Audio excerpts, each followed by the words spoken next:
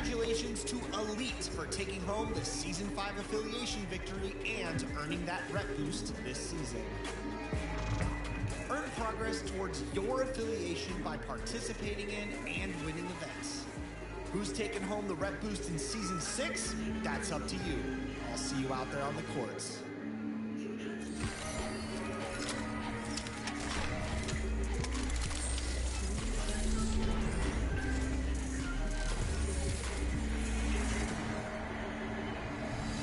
Welcome to a fresh new episode of NBA 2K TV. The NBA playoffs are around the corner, and looks like the OKC Thunder are going to be a problem out there in the West. And we recently caught up with power forward Jalen Williams. Take a look.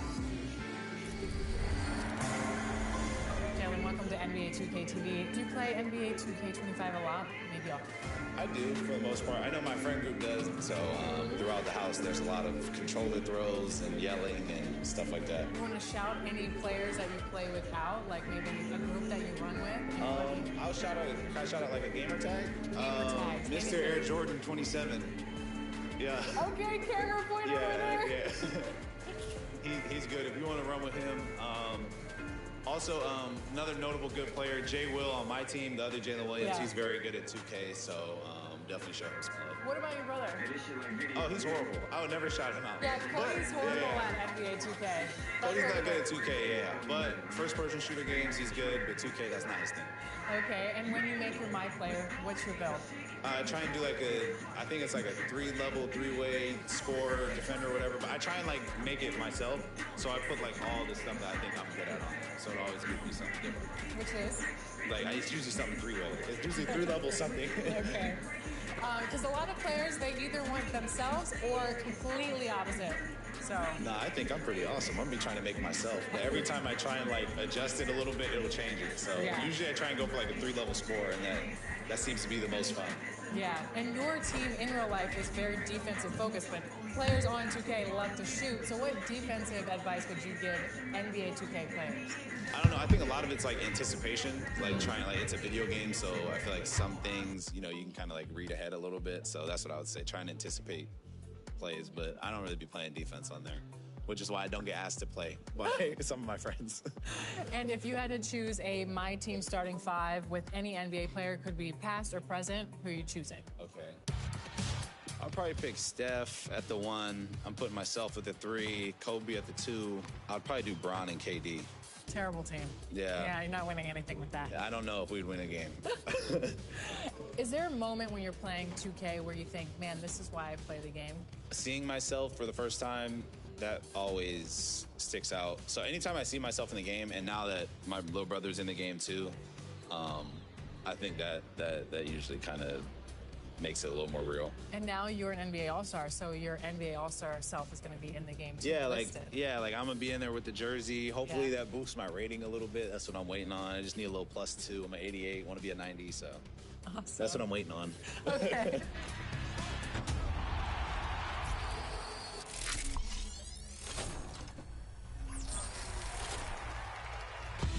Today, we're making your life easier, literally, by reviewing difficulty settings in My Team modes. Let's start with a breakdown of Breakout. When you start a new run, you choose the starting difficulty. Choosing a higher difficulty lets you unlock prizes faster for shorter runs. Yep, that's true. And as you travel further from the center towards the edges, you'll notice increases in game difficulty. As that difficulty rises, shots become more challenging to make, and it'll take more skill and better positioning to play effective defense. That's true. So choosing your route to the outside edge is an important consideration in Breakout. And watch yourself on the gatekeeper games at the edge of the court, especially near the corners. As an example, the best rewards card on a run that starts on Rookie, we played on Pro difficulty against the best reward cards of that season. Over in Domination, you can choose the objectives of each game from 1 to 3 stars in difficulty. Right, and the prize levels increase based on difficulty. Higher difficulty will make it easier to earn MTP, XP, and rep, and it'll also give you more prize points per game. Yeah, those stack up after a run of teams on Domination, and you'll have to play on higher difficulties to earn the 99-star reward in each tier. Those cards are powerful, and it's worth it to get on the pathway to that all-time domination challenge. Lower difficulty. And out on the floor, shaking off the pregame jitters, these guys getting all set for tip-off.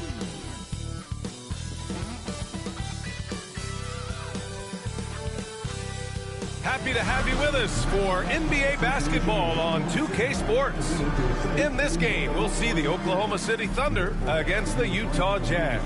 Brian Anderson here, joined by our analysts, Hall of Famers Grant Hill and Doris Burke, plus reporting from the sidelines, Allie LaForce. Quite a few injuries here between the two teams. 5 players out tonight. Hey, 5 players scratched from the game. If you're one of the healthy players, you're going to get all the opportunities you can imagine. The starters for Utah. Sexton and Markkanen out on the wings. Walker Kessler out there with Filipowski. And it's Collier in at the 1. And for the Thunder, some serious height in the middle. Holmgren the 4, Hartenstein the 5. Gilgeous-Alexander runs the point with Dort at the 2. And it's Williams in at small forward. You know, on paper, this looks like a lopsided matchup, but anything can happen in the NBA, Grant. That is the truth. I mean, that's why they play the games. One guy gets hot, a team gets cold. That's all it takes to swing the entire outcome of a game. Now, here's Williams. Holmgren with a screen on Markkanen. Williams' shot is good. And I like when Williams works in these mid-range areas. I mean, such an impressive score. Pass to Markkanen.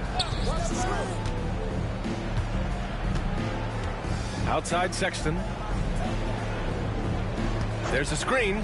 The 3-ball. Nails it from beyond the arc. I mean, Sexton can shoot from anywhere. Strong from beyond the arc. You know, Grant, looking at the career of Colin Sexton, he had a huge 3rd season, averaged 24 a game. Yeah, B.A., and unfortunately, Colin hurt his knee early during his 4th year. Had season-ending surgery, but we've seen Sexton make a full comeback and just a dynamic scoring guard. Now here's Markkanen. Pass to Collier. And here's Markkanen. Just 5 on the clock. Here's Collier. Over Gilgeous-Alexander. Collier, no good. He's got a great defensive mind. He gets good position and affects the release. And he did it without fouling, and that's become an art, changing shots without making contact. Well, hit a man in stride. That is a textbook delivery. Sexton, a screen on Gilgeous-Alexander. Pass to Markkanen. Takes a 3. The Thunder with the rebound. There's 1:12 left to play in the first. Holmgren finds Dort. Now here's Holmgren, guarded closely. He can't get it to go. Well, defensively, if you allow him to get this close, you're playing with fire. He just happened to miss that one. Collier. And so he draws the foul, headed to the line to shoot a pair. It's on Isaiah Hartenstein. Doris, not only is the Thunder roster full of young talent, they also have a ridiculous amount of draft capital. B.A., you've got to give a ton of credit to the front office. They've got multiple options going forward. Continue to draft and develop their talent, or perhaps use those picks to trade for a superstar you believe fits.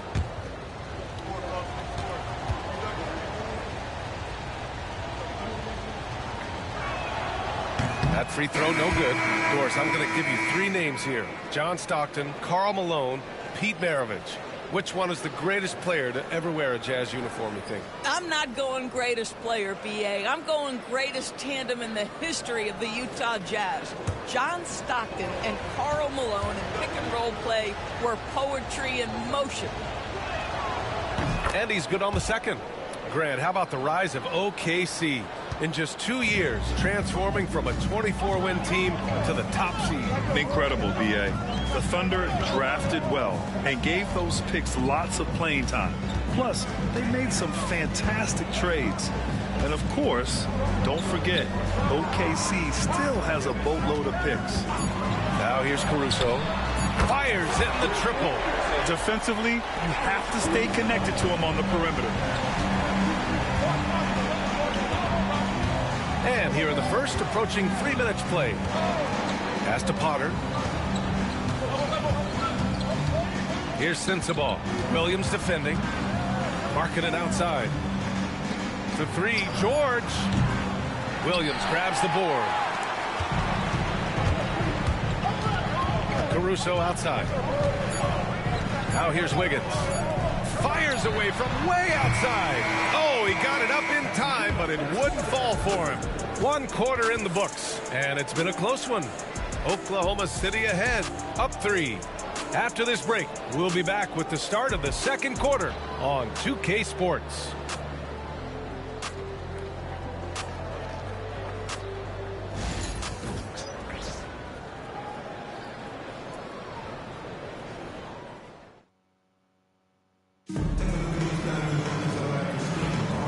We hope you're enjoying the game. Both teams tonight keeping things pretty even on the scoreboard so far. And from what we've seen from Oklahoma City, what's your take so far? It's simple. The main takeaway from the first quarter is they're winning this game with defense. I think across the board, a number of guys who've done a great job guarding multiple positions. On the floor for Utah, getting going in the second. We've got Keontae George, and it's Filipowski in at the pivot spot, manning the middle. And let's swing it over to the sideline and hear from Allie. Hey, Brian, Chet Holmgren said, quote, it's exciting to have this sort of success early on because it's just rare for young teams. But at the same time, we cannot let it distract us from how much better we have to get. Hopefully, we have a long runway together to figure things out. Brian? A chance for great things, Allie. Thanks for that. And it's Utah with the ball. Following the bucket by Oklahoma City. Oh, what ferocity on the throwdown. I just love when he goes up with purpose. Where was the D right there? The effort lacking big time. Yeah, and give him credit for taking advantage in a close game. Those are the types of plays that can swing things in your direction. Grant, a big reason for Utah to be excited about the future. Their young head coach, Will Hardy. Yeah, B.A. I mean, he's had this team competitive after trading away both Mitchell and Gobert. And I love how Hardy has developed guys like Lauri Markkanen. Here's Wallace. Following the bucket by Utah. Williams from long range. The rebound by Potter. Utah trailing here. Pass to George. 1:21 left to play in the first half. For Oklahoma City, they've gone just 1 of 3 to begin the second quarter. Wiggins outside. Now here's Wallace, tightly guarded. Gilgeous-Alexander from outside. And that one fall for him. He's 0 for 2. You will not see this guy miss many of those. He's one of the keys to their floor spacing. There's 49 seconds left in the second. Here's Filipowski. He's in his comfort zone. 2 for 2 to start this one. A chance at a 2 for 1. You have to find ways to use the clock to your advantage. Inside, here's Wiggins, and he bangs it home with one hand. And put your head down and go to work. That's what they need to do. Boy, the tide is running one way and then shifts back in the other direction. I've lost count of how many lead changes we've had here tonight. And that one, good. And the lead just keeps changing hands. 5 times already, and we still haven't gotten out of the first half.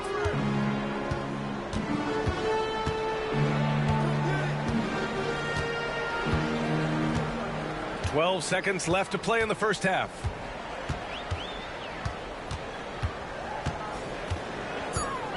Free throw line jumper, and off the left side of the rim, it swirls in for him.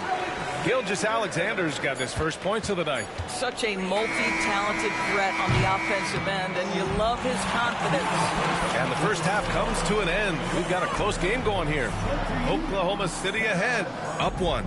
And we'll step away briefly, but get you right back out there for the start of the third quarter, right after the break.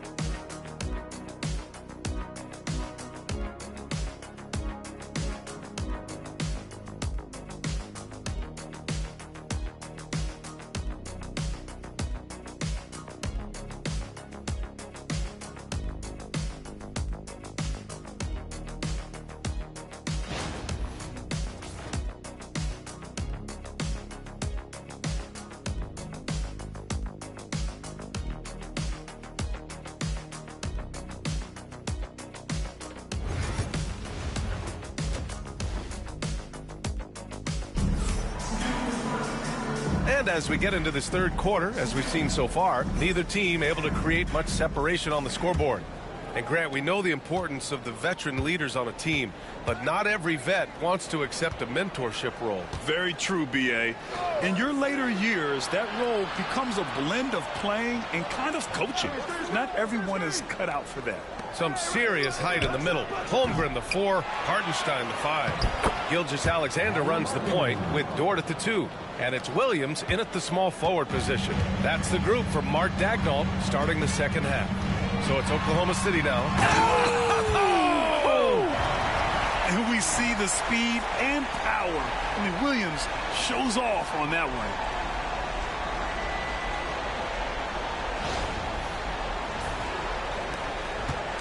And so it's Sexton who brings up the ball for the Utah Jazz. It's a one-point game. Well, the Thunder will be building a new arena, Doris, right across the street from their current home. Well, how exciting that the downtown arena is set to open in the 29-30 season with a 25-year lease.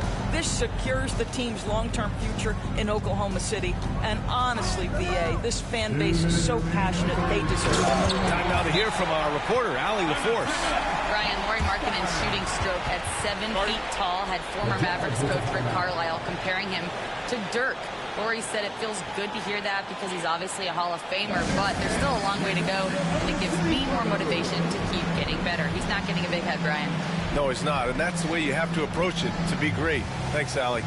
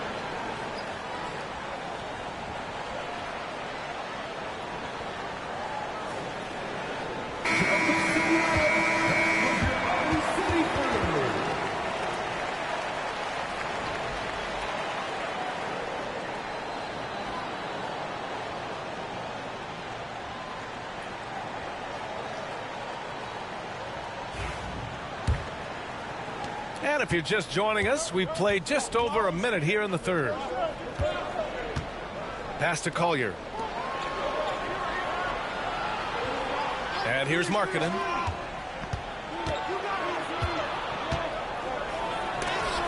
And there's the rejection. The 3 from Sexton. Dort grabs the miss. The Thunder shooting 53%. Good efficiency on offense so far. Williams passes to Gilgeous-Alexander. Shoots over Collier. And Gilgeous-Alexander missing. And for him, that's a great look. Expect him to go right back to it if it's available. No doubt. Very good play call, good execution. Sometimes it just doesn't fall. Oh, and Markkanen finishes. Yeah, Markkanen, a big-time athlete. Set that lob up in the air, and he'll finish. Pass to Hartenstein. Yes! And the foul! It's on Lauri Markkanen. Well, defensively, to me, you've got to do a better job communicating once the screen comes. Oklahoma City shooting their first free throw attempt on the night. Caruso, he's checked in for Oklahoma City. Wallace comes in for Gilgeous-Alexander.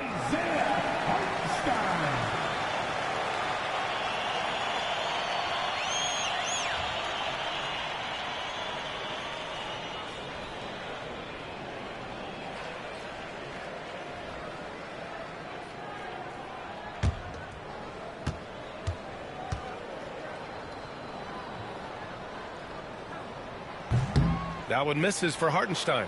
Well, the Jazz are one of just 10 NBA franchises to never win a championship. Yeah, you know, it's so hard to believe considering they had the 4th best winning percentage in NBA history. Think about it. If it weren't for one Michael Jordan, they'd probably have 2 rings. Tries a 10-footer. No good. A bit long that time. The Thunder have gotten 3 of 4 shots to fall so far in the third. Wallace, the pass to Hartenstein. The kick out to Williams. Pulls it from the top of the key. The Thunder with another miss. Well, you simply have to shake that one off, right? You can't let that kind of missed opportunity bother you. It's George on the wing. This one for 3. Can't get it to drop. It's a tie game in Oklahoma City. And we'll have the start of the 4th quarter for you as soon as we get back from this short break.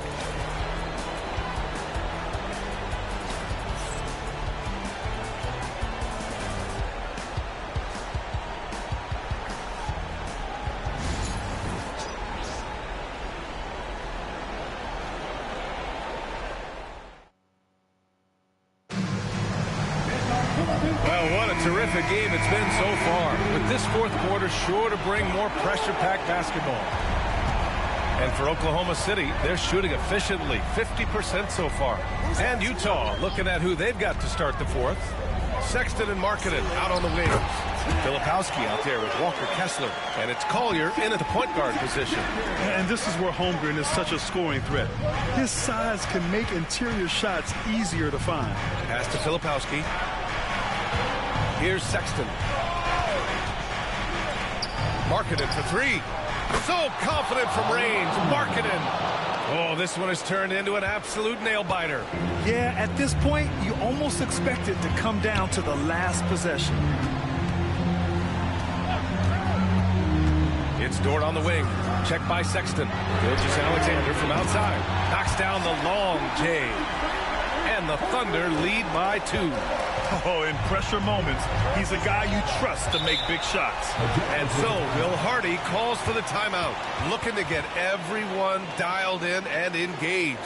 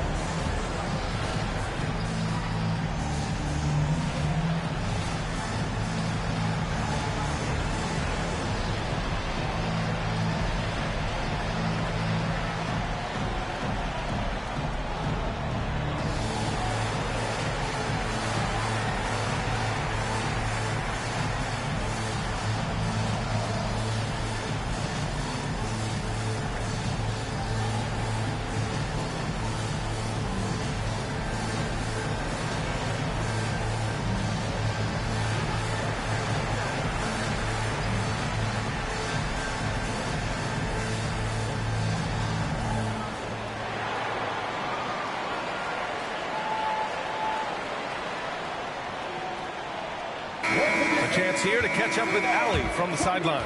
Over that last break, I got a chance to hear what Will Hardy said to the team. He emphasized staying sharp the rest of the way, saying turnovers will kill us. We can close this gap if we take care of the ball. Don't try and overdo it. Let's send it back to you guys, Brian. Okay, good stuff. Thank you, Allie.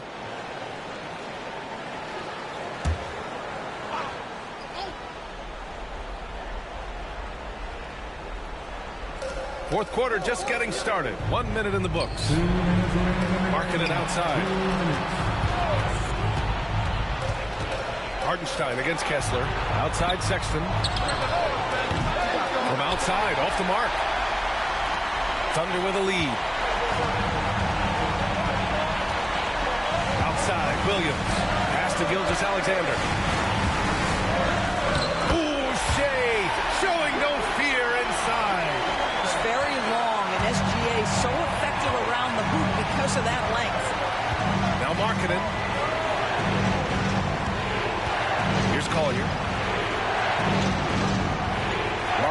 screen on Gilgeous-Alexander. And the foul is called. He missed it, so he's got a couple of free throws coming his way. It's going to go on Shai Gilgeous-Alexander. And even from where we're sitting, you could clearly tell it was a foul. And a moment now to quickly take a look at the offensive approach for the Thunder. Well, even halftime, they couldn't slow them down. They've been hitting from the mid-range, though, all game long. I think it's also important we mention the number of assists this group has tallied. Their offense continues to just hum along right now. He drops the first one, and that narrows the lead down to just 3.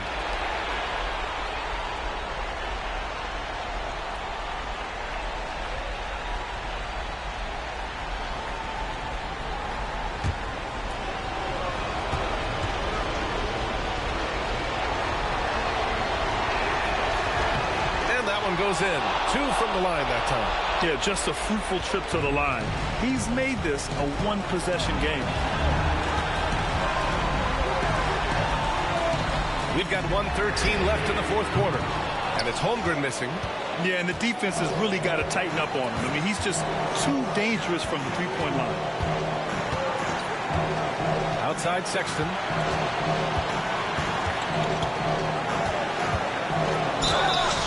Oh, and he got fouled on his way up. He'll head to the line to shoot 2.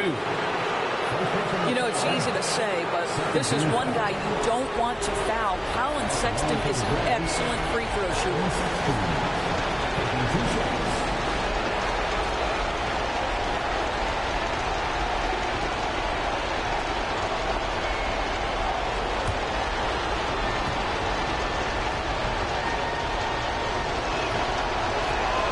He gets the first, and that narrows the gap to 1.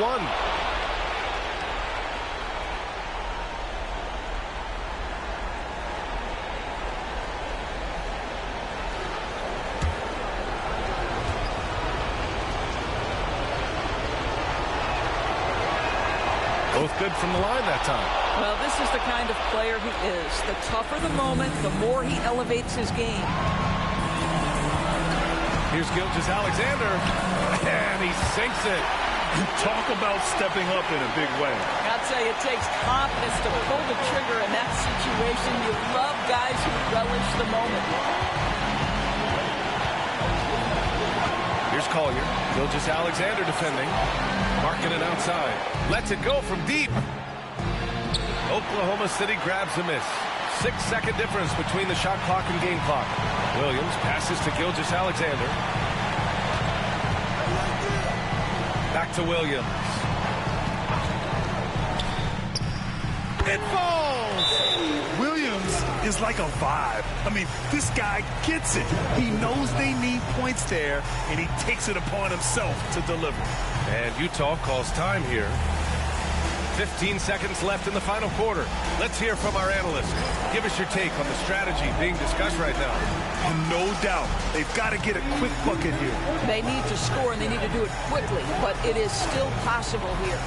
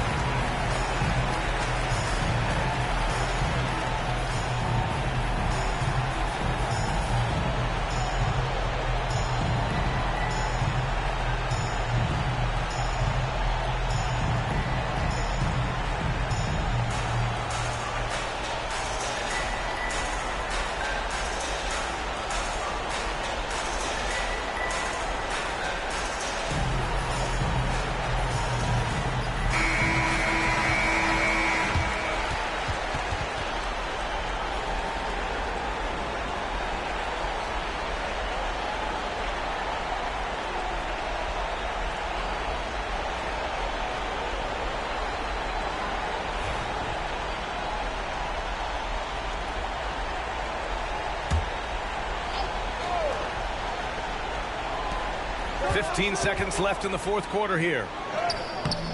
Collier, no good. And they foul intentionally. Now they're going to have to do that again. They're not in the penalty just yet. Yeah, no, you had to do that. I mean, you can't allow them to dribble out the time.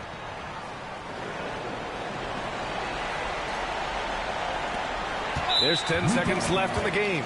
And now we've got an intentional foul. First personal foul. Second team foul. At the line for your Thunder. It's your 2 shots.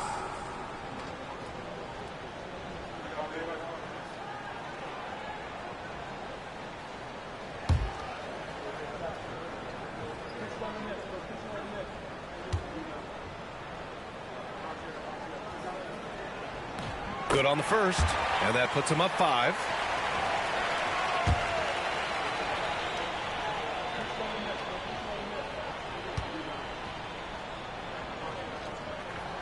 And so he drops them both, and it's a 6-point ball game. Well, what a performer this guy is. Game is on the line. He stands up and delivers. Markkanen from long range. The shot, no good. So we see Oklahoma City get the win here. Boy, they didn't make it easy on their fans or themselves, but at the end of the day, everyone on their side is happy. Yeah, happy indeed. The momentum shifted away from them a few times, especially early on. But give these guys credit for sticking with the game plan and finishing the job. And that'll wrap it up, folks. For Allie LaForce, Doris Burke, and Grant Hill, this is Brian Anderson alongside our 2K Sports crew, thanking you for watching. And let's reveal our player of the game, Shai Gilgeous-Alexander.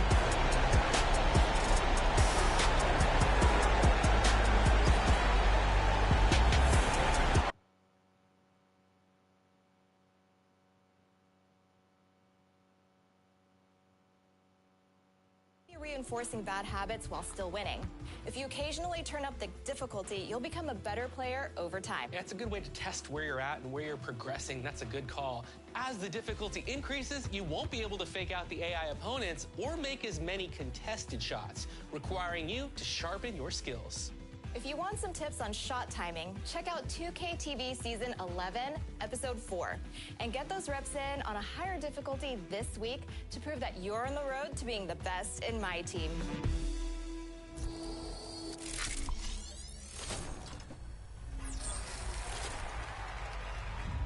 If you've been an NBA champion a few times in the past, you've probably built a couple of dynasties. But did you know that you can prove it? Here's a fast break on dynasty points in my career.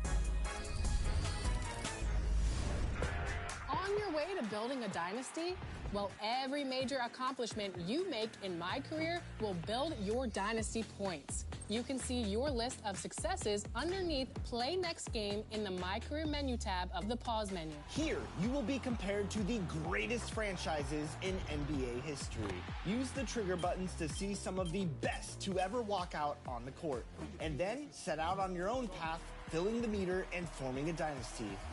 You can press the rebound button to view your team's full list of accomplishments. Huge win streaks, protecting your home court, and ultimately making final appearances and winning titles. That's what it's all about. And a dynasty is more than just one great year. You'll want to repeat those outstanding occurrences year after year. Prove your dominance and you'll be awarded more points for the most difficult tasks to achieve.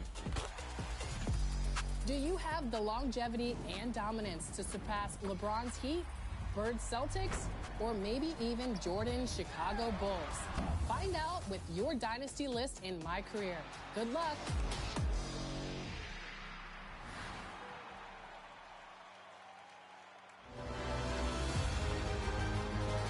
Season 6 is on a fast break, and we're slamming home the first edition of Top Plays. Let's see what you've sent in so far.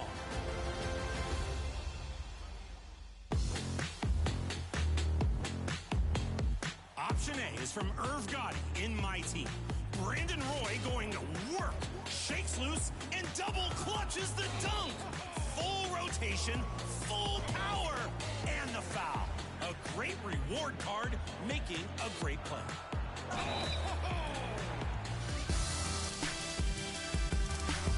And their opponent is Jay Brooklyn in the Basketball Gods event. working out on the baseline, bending for a quick double bounce drill through the legs. The layup has a little mag on it, too, between 2 block attempts. Supernatural submission. But is it enough to win your vote? I hope y'all saw what I just did. What's your choice? They're both nice, but which one is your top play of the week? We're looking for posts on social media with the hashtag 2KTVWOW and your gamer tag. What catches our eye? Awesome assists and sensational scoring plays. So send them our way. Thanks, everyone. Hope you're lighting the beam out there in Season 6. See ya.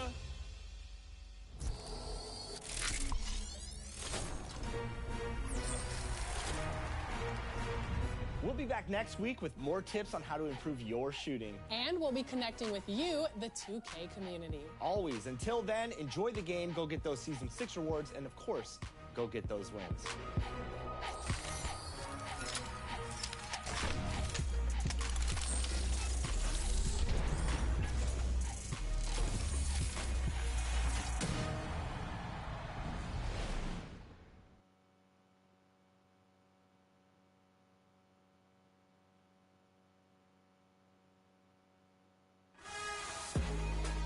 Congratulations to Elite for taking home the Season 5 affiliation victory and earning that rep boost this season. Earn progress towards your affiliation by participating in and winning events. Who's taking home the rep boost in Season 6? That's up to you. I'll see you out there on the courts.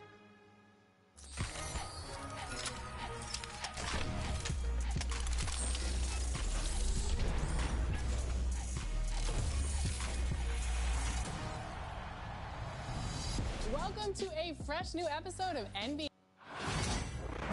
It's NBA basketball on 2K Sports. We're glad you could join us on this exciting Friday night matchup. This is Kevin Harlan. I'm joined by Richard Jefferson and Greg Anthony. And David Aldridge will be reporting from the sideline. And a litany of injuries coming into this game. A look at the list of names. Pretty daunting.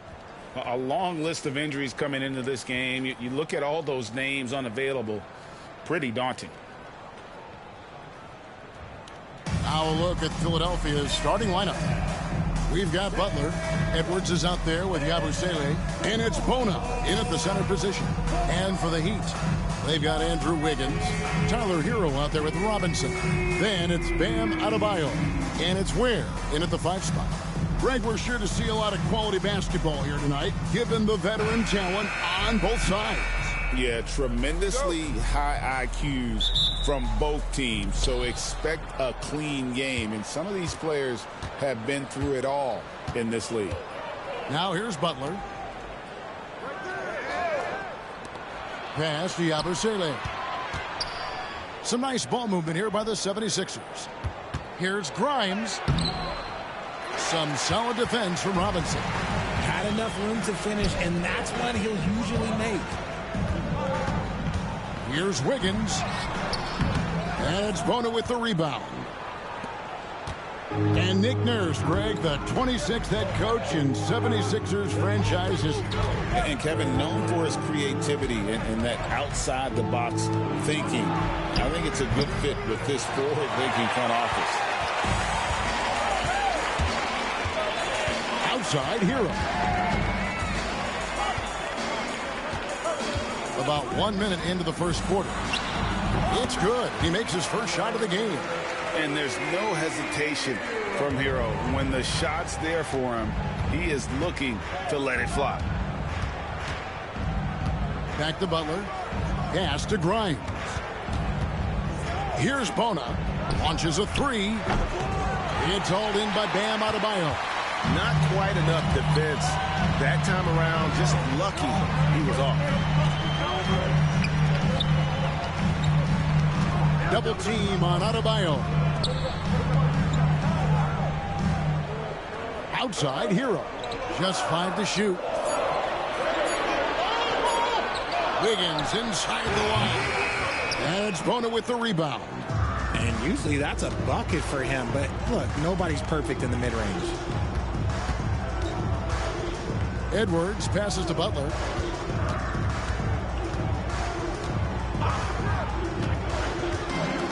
Driving in to the middle. Here's Bona. And it's Miami with the rebound. Robinson passes to Ware. And it's Bona with the rebound. Philadelphia's gone 0 of 2 from deep here. Edwards against Wiggins. Edwards passes to Yabusele. Here's Grimes.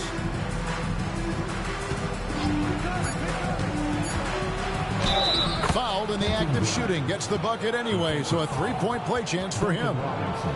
And I'll bet that's what they talked about before the game, getting the ball inside early. Philadelphia shooting their first foul shot of the night. And one of the highlights last year for this group was the fact that they were so efficient from the charity stripe. That's a huge factor.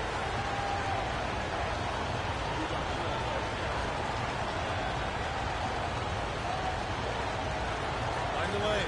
Find the lane. One shot.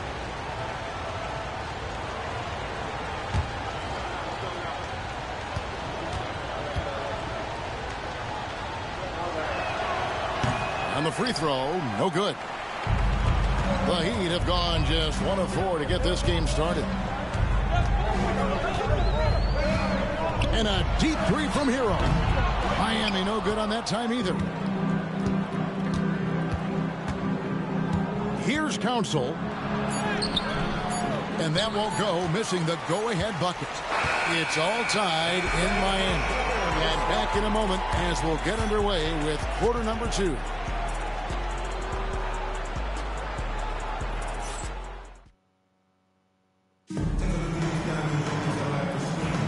And some good action in the books as we get back to the game that's been pretty close here so far. And let's quickly break down the game we've seen from Miami, guys. Aggressive at running guys to the backboard. You could tell it was part of their game plan coming in. Yeah, it's clearly a focus for them in this one, and no question that all the second chance looks are paying off. So to begin the second quarter for the Philadelphia 76ers, they've got Lonnie Walker, and it's Yabusele in at the 4. And he makes it look easy, dunking it hard with one hand. The finish was nice, but the setup was better. Yeah, GA, the pick working to full effect before the stuff. Yeah, you like the pick to set up the open shot. But when it leads to a dunk, okay, even better, you'll take it. Here is Anderson. Philadelphia getting their last shot to go. Mitchell passes to Larson. Here's Anderson, and he drops it in from the low post. Anderson's got his first 2 points of the night. Second chance points always hurt. Just not enough effort to block out. Yeah, I'm going to go out on a limb here and say they need to emphasize rebounding going forward. The putback. It's good on the putback. You know, we talk about it all the time, guys. Those second chance buckets, always the result of that extra effort. We're about a minute and a half into the second quarter now. Knocked away. Time now to turn to our sideline reporter, David Aldridge. David. Kevin, the Sixers have their superstar in Joel Embiid, but Coach Nick Nurse says they have to maximize him in different ways. Nurse said unpredictability is the key. You have to relieve some of the pressure. Guys are overplaying and sending multiple players at him. You have to find easy baskets out of it. Kevin? Makes a lot of sense, David. Thank you. The 76ers lead. Pass to Downton.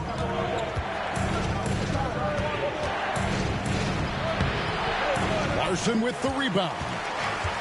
Heat have gone 2 of 4 shooting the ball here in the second. Over in the corner, Hero. Jaquez outside. Mitchell outside. Pulls up, high post, and it's good off the back of the rim and in. And when you watch Hero play, it's no surprise he's a gym rat. He can score from any spot on the floor. Here's Walker, and foul on the shot, so he'll get a chance at the line. It's going to go on Davion Mitchell. Nice work to get it inside and draw the contact. He's getting his first free throw attempt of the night right now. Shooting 2.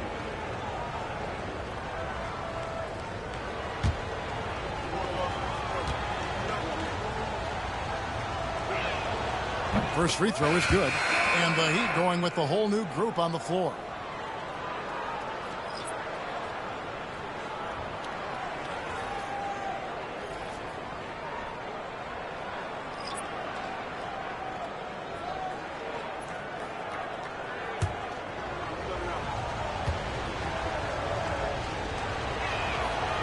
And so Walker nails both of them.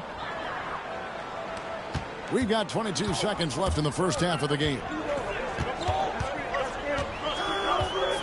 Butler against Rozier.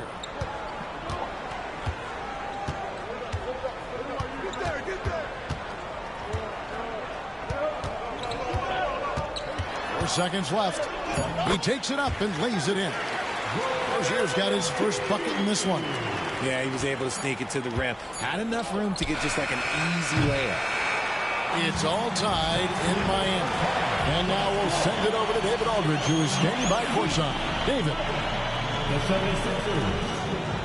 Thanks very much. Here with Nick Nurse. Coach, the efficiency wasn't there in the first half. What adjustments do you need to make?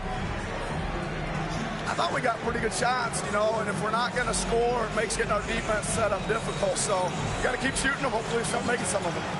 Well, you can't score until you shoot, Coach. Thanks. Back to you. All right, David, thank you. And stay with us, folks. We'll be back just after halftime to get the third quarter started.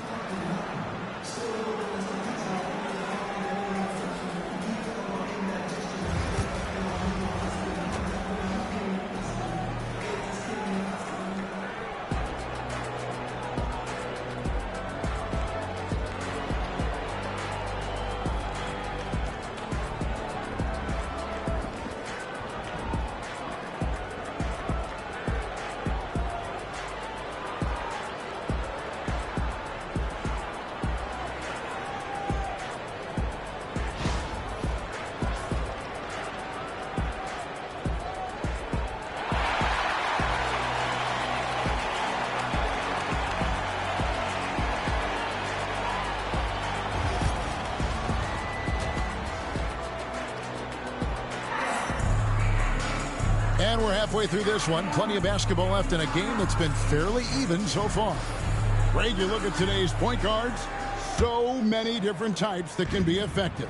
And there's a lot more freedom for point guards to kind of explore the parameters of their game. Sometimes it's steadying an offense. Other times it's to ignite it. Tyler Hero out there with Duncan Robinson. Then it's Bam Adebayo. Then it's Wiggins. And it's Ware in at the 5. That's the group on the floor for Miami. Getting the latest now from our sideline reporter, David Aldridge. David, it's all yours. Take it away. Kevin, thanks. Bam Adebayo talked about how his mentality has evolved over his career. He said, shoot the ball. I feel like that's been my evolution. It sounds very simple, but I came into this league as a defender. I feel like the progression's been shoot the ball, worry about everything else later. Kevin? Certainly, DA is a two-way threat. Well, G.A. Adebayo came from very humble beginnings. Yeah, raised by his mother. And Kevin, Bam's main motivation in life was to get her out of that trailer. He worked extremely hard and now arguably a top 25 player. It's Edwards on the wing. Butler, a screen on Robinson. Grimes drills it from outside. Grimes has got the lead up to 3 now for the 76ers. I know what they say, defense wins championships, but you need some bucket getters too now. And we'll have a timeout called by Eric Spoelstra. He wants to regroup and go over the strategy.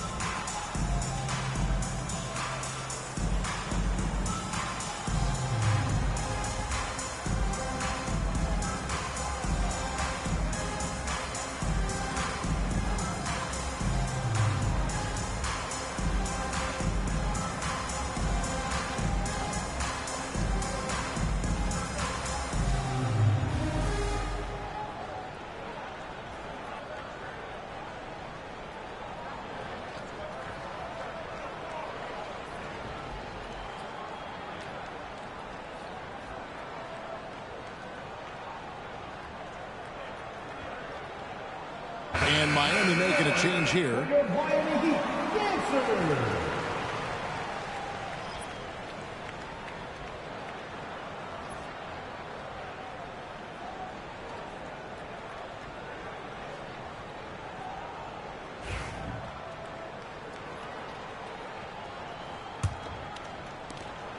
And there's a minute 45 left to play in the third. And Eric Spoelstra, the head coach of the Miami Heat, receiving a record 8-year, $120 million extension. That's some big dough. Is it ever? And remains coaching for the only NBA franchise he's ever worked for. Already one of the most tenured head coaches in the association, and that figures to continue for a while. Now here's Butler.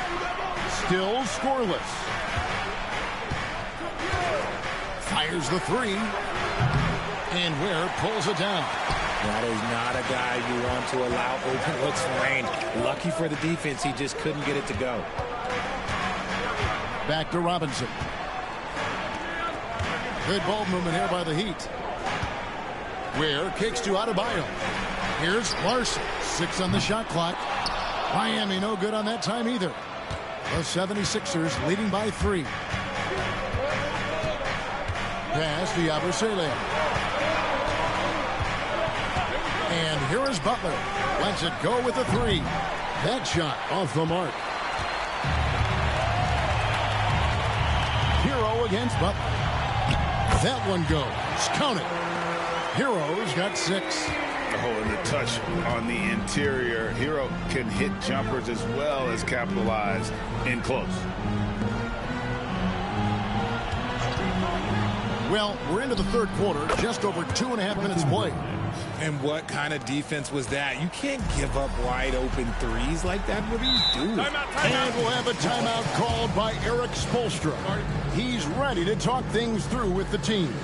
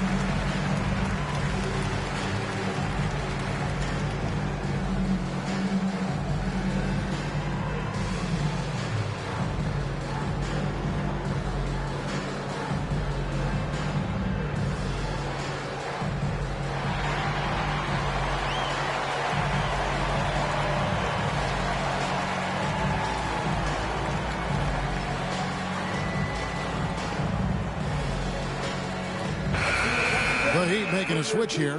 Higgins is checked in. And the 76ers making a change here.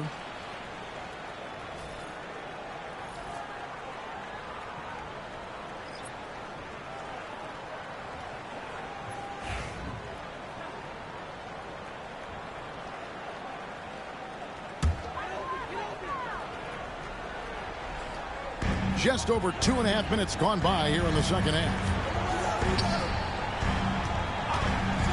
Now here's Adebayo. Hasn't made one yet. And Philadelphia grabs the miss. Here's Hood-Schifino. Another 3 for Philadelphia. And perimeter scoring, I have to imagine it was a topic of discussion at halftime. And you see this so much more nowadays in the NBA. Teams putting a larger emphasis on jacking up threes. And so it's Philadelphia heading to the bench with a 7-point lead as we wrap up the quarter. Looking good at this point, but wanting more. We've got more in store for you right after this.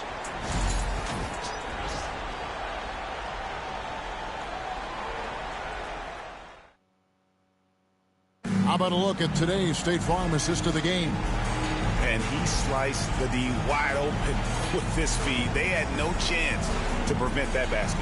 That's an unguardable pass, flat out. Give him credit for possessing that type of vision.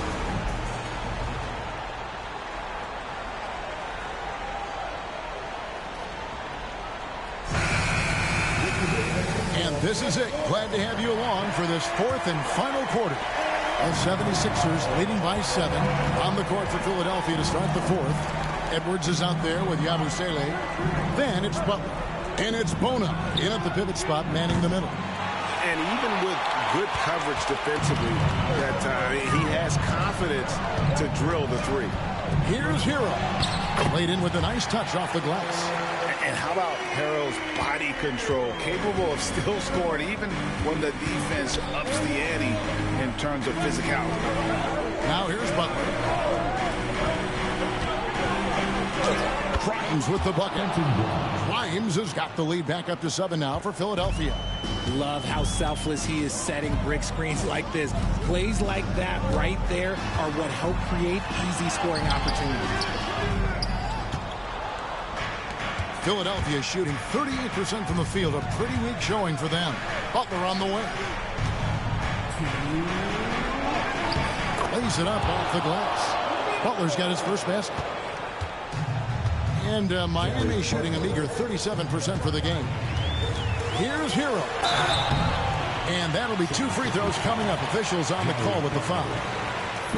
And tenacious play there from Hero in the paint, refusing to let the foul hold back his shot. And guys, let's get your take on the scoring breakdown for the 76ers. All game long, they've been making it rain from the arc. And look, they've done it by feeding the hot hands.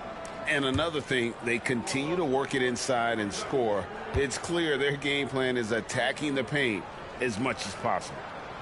Gets the first, and that brings them within 8.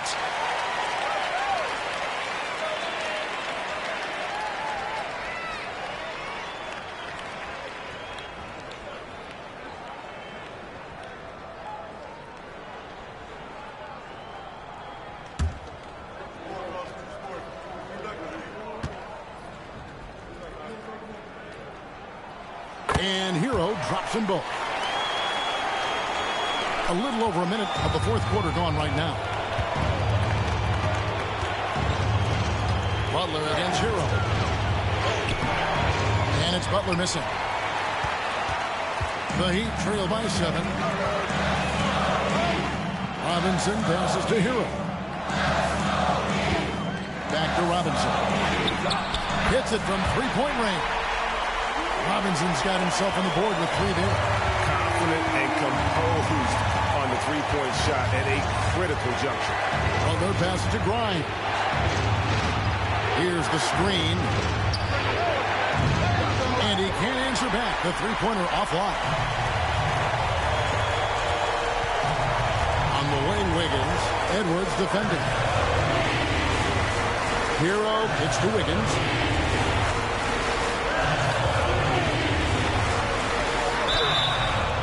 Foul on the shot. He'll shoot 2 at the free throw line. That's on Justin Edwards. Working hard against the defense. Wiggins manages to draw the foul inside.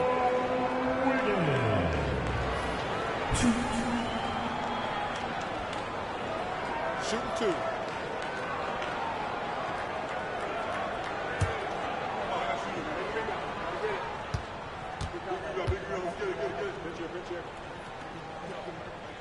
So the first one drops, and that narrows the lead down to just 3.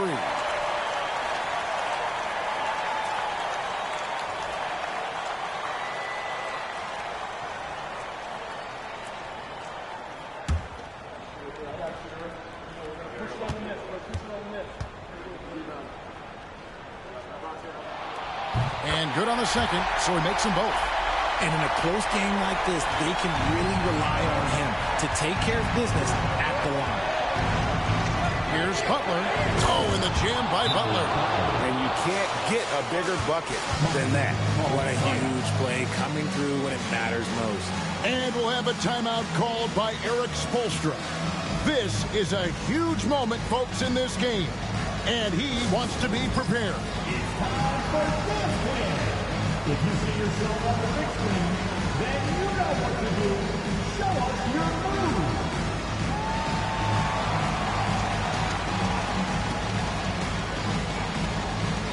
Let's see it.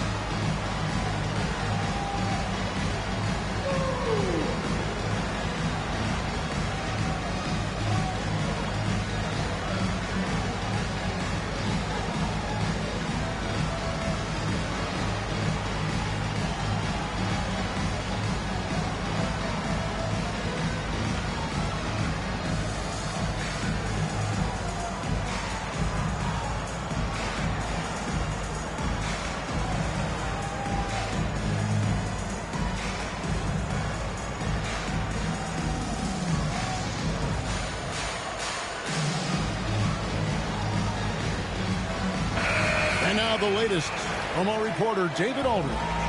Well, guys, during the last break, I listened to Eric Spoelstra address the team. He told them to pick up the pace. He said, if we're going to win, we have to seize this moment and act fast. He said, go all out or go home. Kevin? Thank you, David.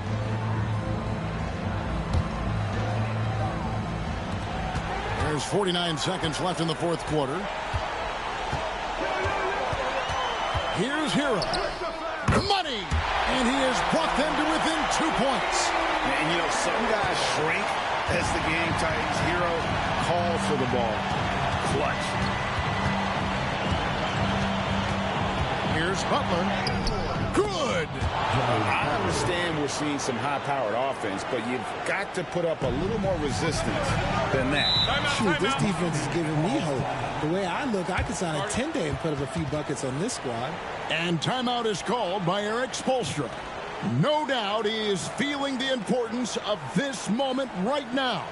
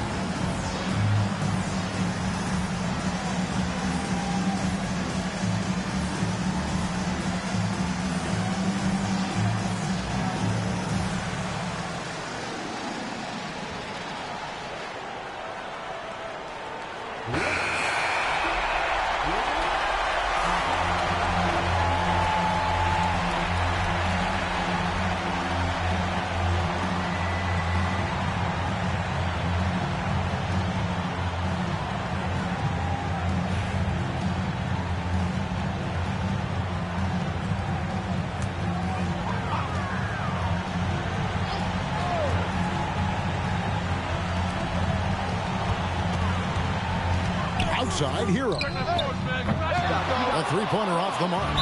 Two guys, they're holding on to the slimmest of leads. Yeah, and you can't afford to let that thing get any slimmer. You had to foul, and on that occasion, to stop the clock. That's the enemy in this situation. There's 21 seconds left to play here in the fourth, and an intentional foul right there. Second team foul. Now at the line, Jared Butler. 2.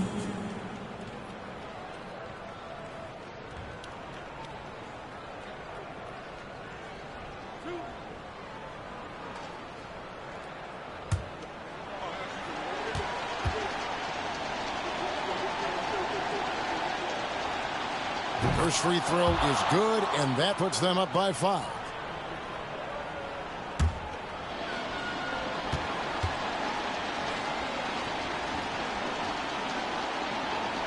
So he gets them both, and it's a 6-point ball game. And as long as they can keep doing that kind of work at the foul line, this lead will be safe. Here's Hero. And it's Bona with the rebound. And that's an intentional foul. You have to foul, but I'm sure they would have liked to foul someone different. Shooting for Philadelphia, Jared Butler, 2.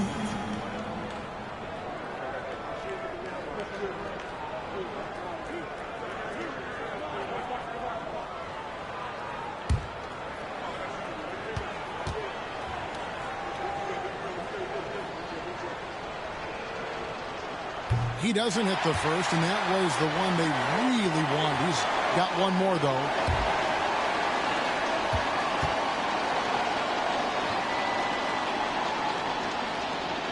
He's able to hit the second one, and that makes it a 7-point lead. There's 10 seconds left in the fourth quarter.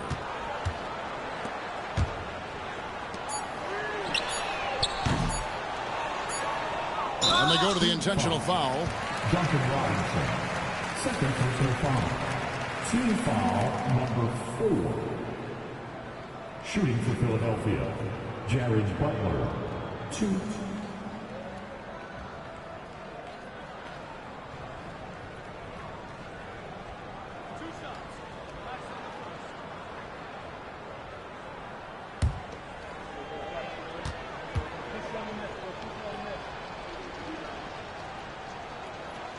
He drops the first one, and that stretches their lead to 8.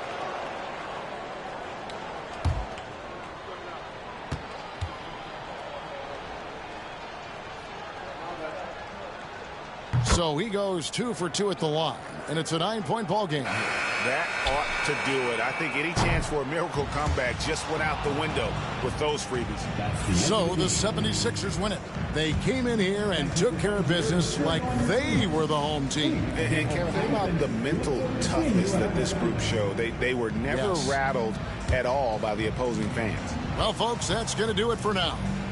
So for our reporter, David Aldridge, and our analysts, Richard Jefferson and Greg Anthony, I'm Kevin Harlan. We thank you for watching tonight's game. See you next time.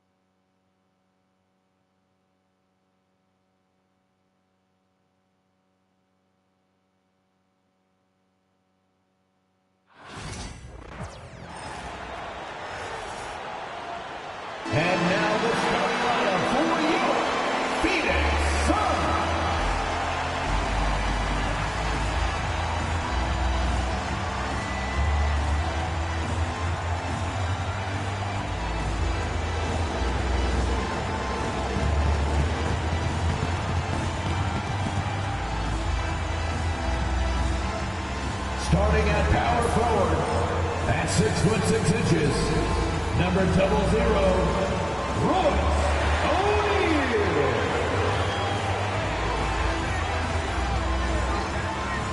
At the other forward position, standing 6'8", number 0, Ryan Dunn.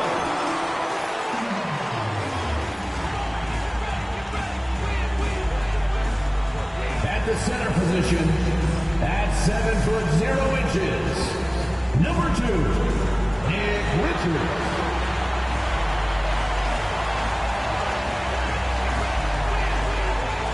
Starting at shooting guard, 6'4", number 3, Bradley Beal.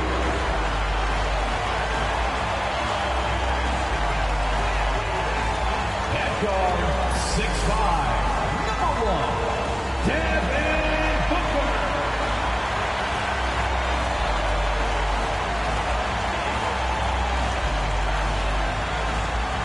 Happy Friday night, everyone. Time to kick off the weekend with the NBA on 2K Sports.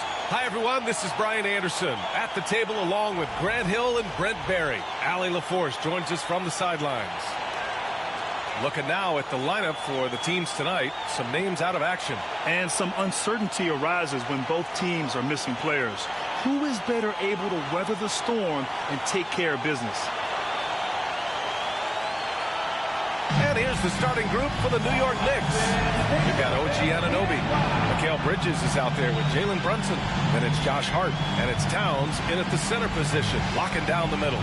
And for Phoenix, Booker and Beal in the talented backcourt. Nick Richards out there with Royce O'Neal. And it's Dunn in at small forward. Well, Grant, when you take a look at this matchup, both these teams feature an aggressive backcourt. No question, B.A. And I get the sense that bragging rights are on the line here. Everything you can do, I can do better. Expect some exciting back-and-forth action in this one. Outside Anunoby. Back to Brunson. Drops in the layup for two. So that takes such tenacity just to get in there. Brunson battling through the inside contact. Outside O'Neal. And here's Booker.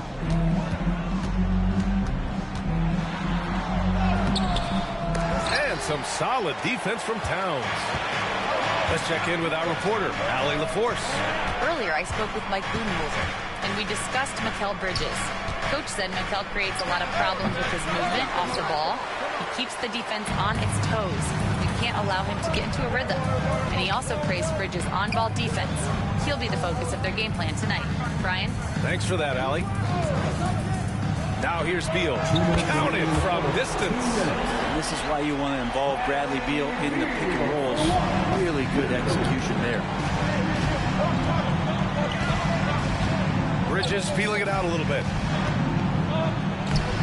Lays it up and banks it in. Now that play never gets old. The pick and roll will still be an offensive staple 100 years from now. Trust me. And Mikal Bridges, still one of the better wing defenders in the league, Grant. Yeah, he's so great at pestering a shooter. Good lateral movement and wingspan makes him hard to get around. He might not be the best in the league, but he is well above average. Now here's Brunson to the inside. Hart passes to Bridges. There's the triple. Gets the three to fall. Bridges has got 5. Bridges has a lot of jobs for his team, but if he consistently knocks down 3, you can add it to the list. Richards with a screen. Here's Beal. And all around the rim that time before dropping. I love this approach. Getting him involved early, and it's already paying off. Well, he's going to just keep going now. That's early confidence for him. Now here's Anunoby. Towns finds Bridges. The putback. Great positioning on the putback. I mean, I'll tell you, Towns is so dangerous on the offensive glass. For Phoenix, they've gone just 2 for 4 from the floor. And the timeout called by Mike Budenholzer. I think right now he must be looking at some adjustments. Phoenix, get on your feet and give them one welcome.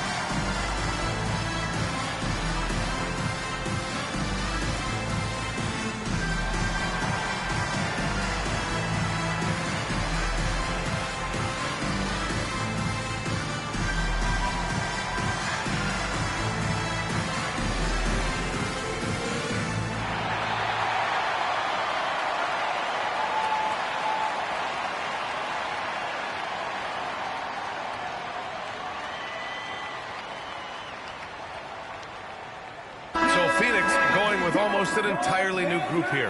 Plumlee's checked in for Richards. Bull comes in for O'Neal. Allen, he's checked in for Dunn. And Tyus Jones subbed in for Booker.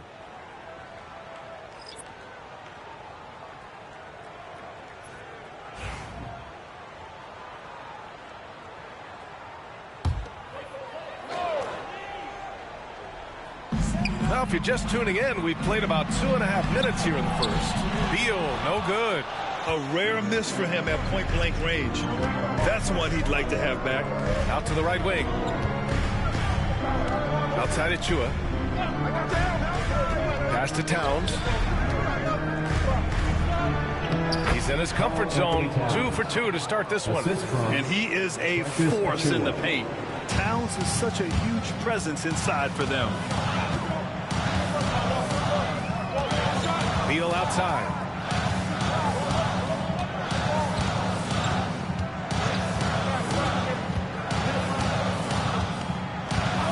And looks like an illegal pick was set. That gets the ref's attention. You can get away with one once in a while, but it looked like he wasn't completely set on that pick. Yeah, a quick little lean like that is going to get the ref's attention. Foul call. And in the first quarter, about 3 minutes played. Fires from way outside. That shot, no good. And so it's New York, leading by 6 as we wrap up the quarter. Defense is setting the tone.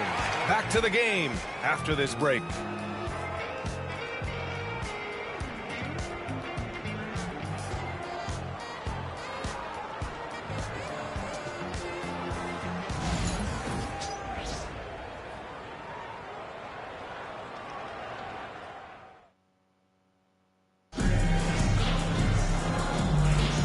If you're just joining us, we played through 1 quarter in this one. All right, guys, what's your take on the Knicks so far? You can really see the strategy coming in. Get the ball into the painted area. And you don't see that all that often, getting down there and doing that much damage in a quarter. You got to respect the game plan. Booker is the 2 with Allen playing small forward. Bull out there with Mason Plumlee. And it's Jones in at the 1. So that's the lineup on the floor for the Suns. Such good instincts from Robinson there to throw that one away. Bridges passes to Achua. Well, Brent, something we've all noticed lately is the small ball era starting to wind down. Well, BA, I think in people's minds when you say small ball, they're thinking about 6'1" guys on the court. That's not what we're talking about. It's a skilled game, and I don't think the small ball skilled game is going anywhere anytime soon.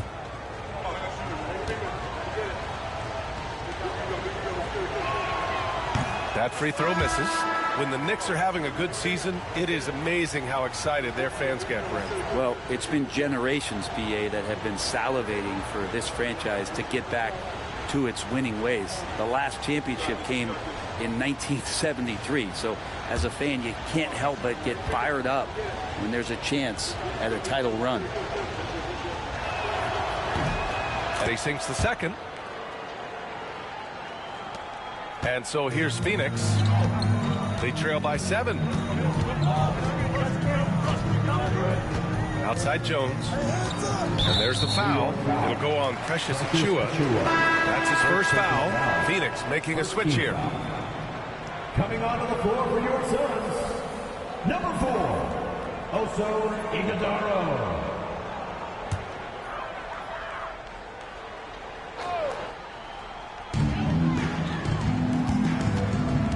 Booker against Bridges.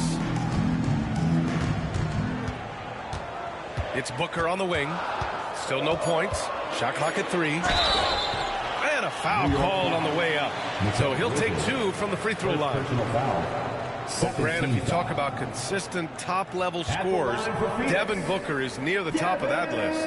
Yeah, and going back to the 17-18 season, Devin has averaged at least 25 points every year. Book can create his own shot and finish. It's hard finding guys who can do both.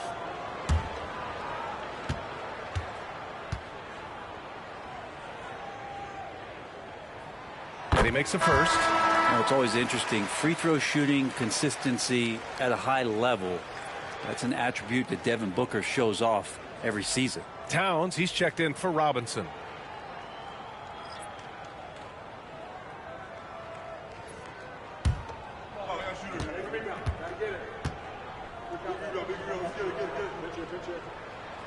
Both free throws good from Booker.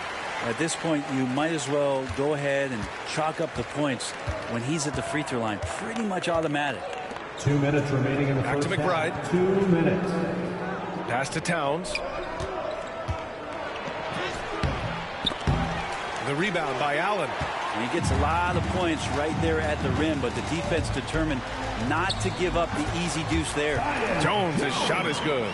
Now, there's some easy offense there. Keep finding looks in that area, and their shooting percentages tonight are going to be off the charts. Now here's Achua. High post Towns. And he gets that one.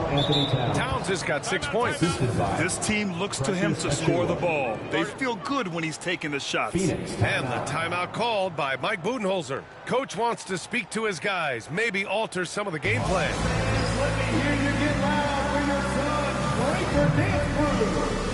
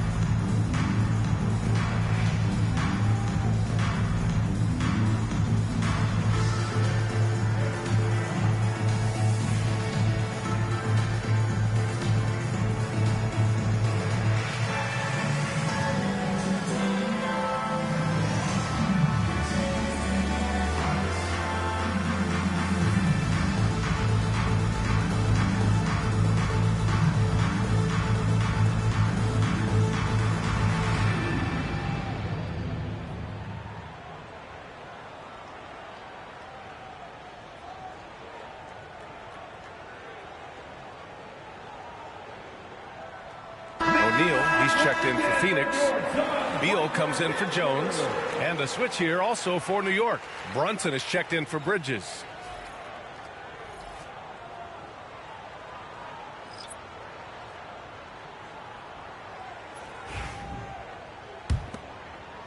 Second quarter here, just over a minute and a half played. Beal outside. Back to Booker.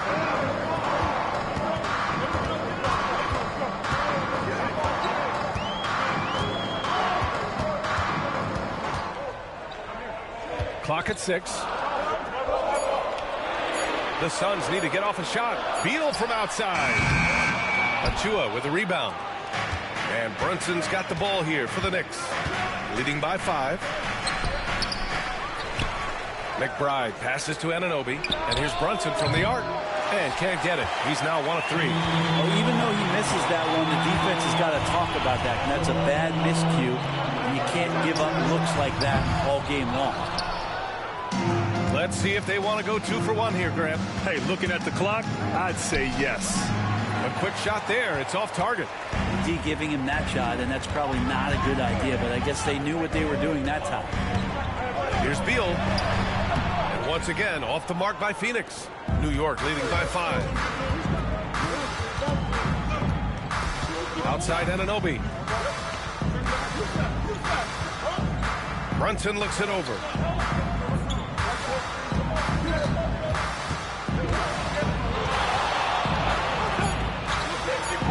Back to Anunoby.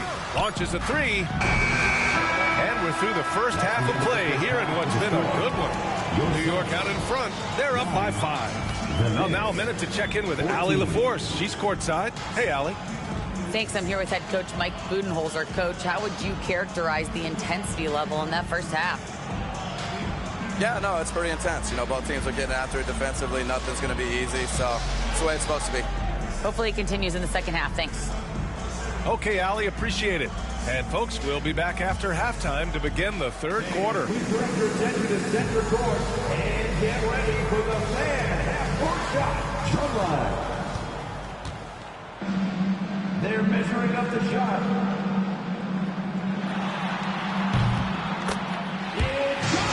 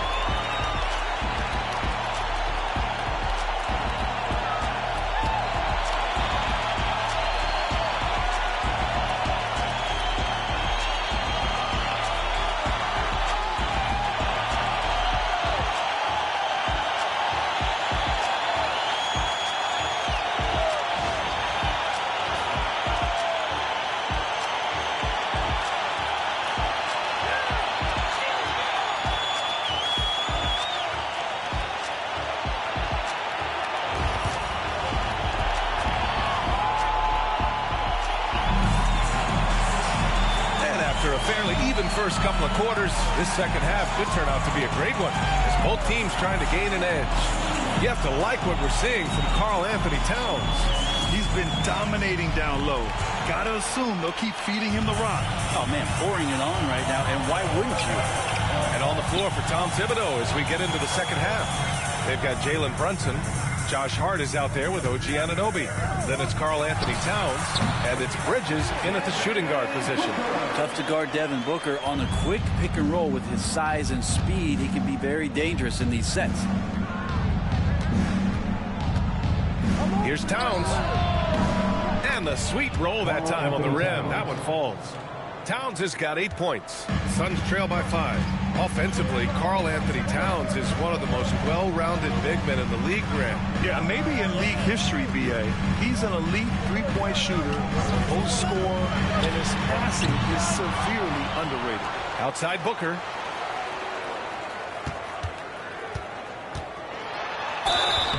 And he's going to the line for 2. The official saw contact while he was going up. First team. Jalen Brunson picks one up. Defense tends to overcommit just because Booker's such a great offensive threat. That time he used it to his advantage. Phoenix shooting their 3rd and 4th free throw attempts of the game.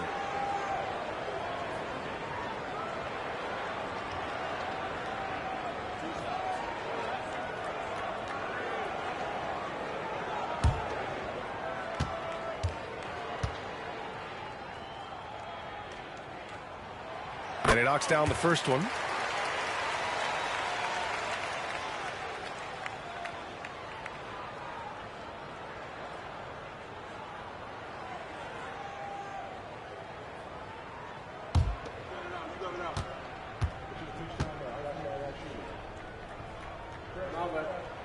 Both free throws good from Booker. Second half getting started. About a minute played. Brunson passes to Anunoby. 2 minutes. For 3. Connects from downtown. Anunoby's gotten himself going with a triple. His first basket of the game. And the timeout called by Mike Budenholzer. He wants to make sure everybody's on the same page. And we talk about guys who can really guard 1 through 5.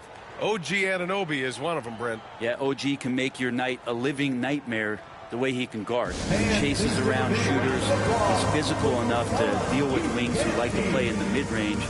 And he's relentless on the defensive end of the floor.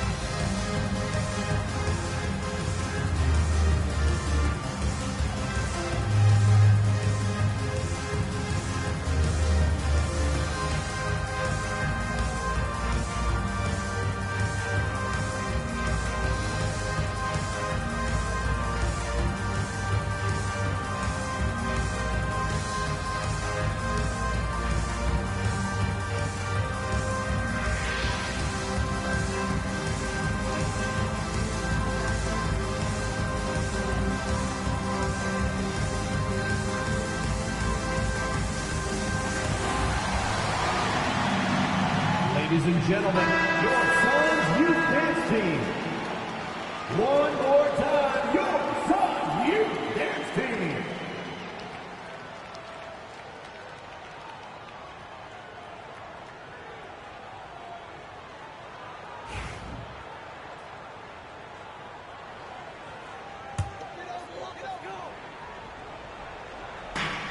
There's a minute 47 left in the third quarter. Back to Beal. Three-pointer. And the three-pointer goes. Beal's got his 3rd bucket of the night. Beal loves getting a little wiggle room and then great rhythm on that 3. Here's Brunson. And it's Phoenix for the rebound. It's Beal on the wing. He's guarded by Bridges. Outside Booker.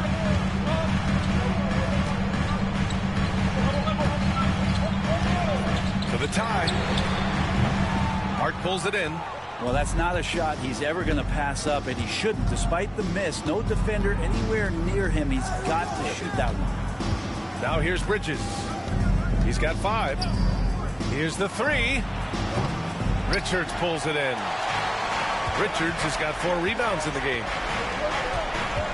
Pass to O'Neal. For 3, Booker. Towns with a rebound. Towns has got 5 rebounds in the game. Here's Bridges, and it's Bridges with the jam. What a stuff there. Bridges doing it with authority. And Booker has got the ball here for the Suns. It's a 5-point game. 6-second difference between the shot clock and game clock. Down low. Here's Beal, and then Beal with the dunk. Those interior passes can be dangerous sometimes, but if the timing is good and you execute it there, you can get easy hoops. Here's Brunson. Hart with a screen on Booker. 3-pointer. We're at the end of the third quarter, and we've still got a close one. New York out in front. They're up by 3. And fourth quarter basketball will be coming your way on 2K Sports right after this.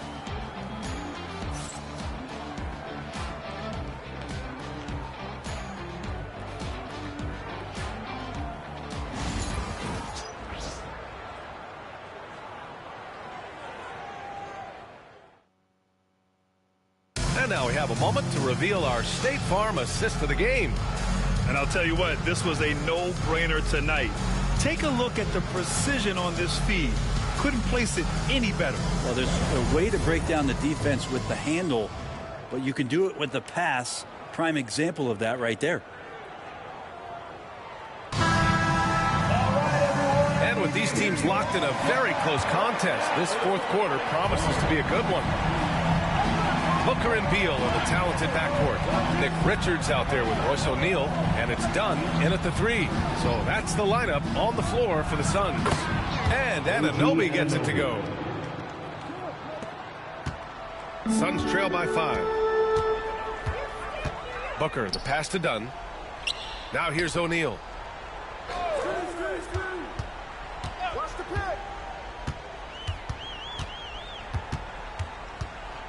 Pass to Beal. Just 5 to shoot. Screen by O'Neal. Shot on the wing. Beal's shot is off. Knicks leading by 5. To the paint. Here's Hart. And he makes it on the layup. Hart's got his first bucket of the night. Gritty play by a gritty player, Josh Hart. Hard to deny it. And Mike Budenholzer decides to call a timeout, rallying his guys to make sure they all know the plan. The loudest second defense, so get loud.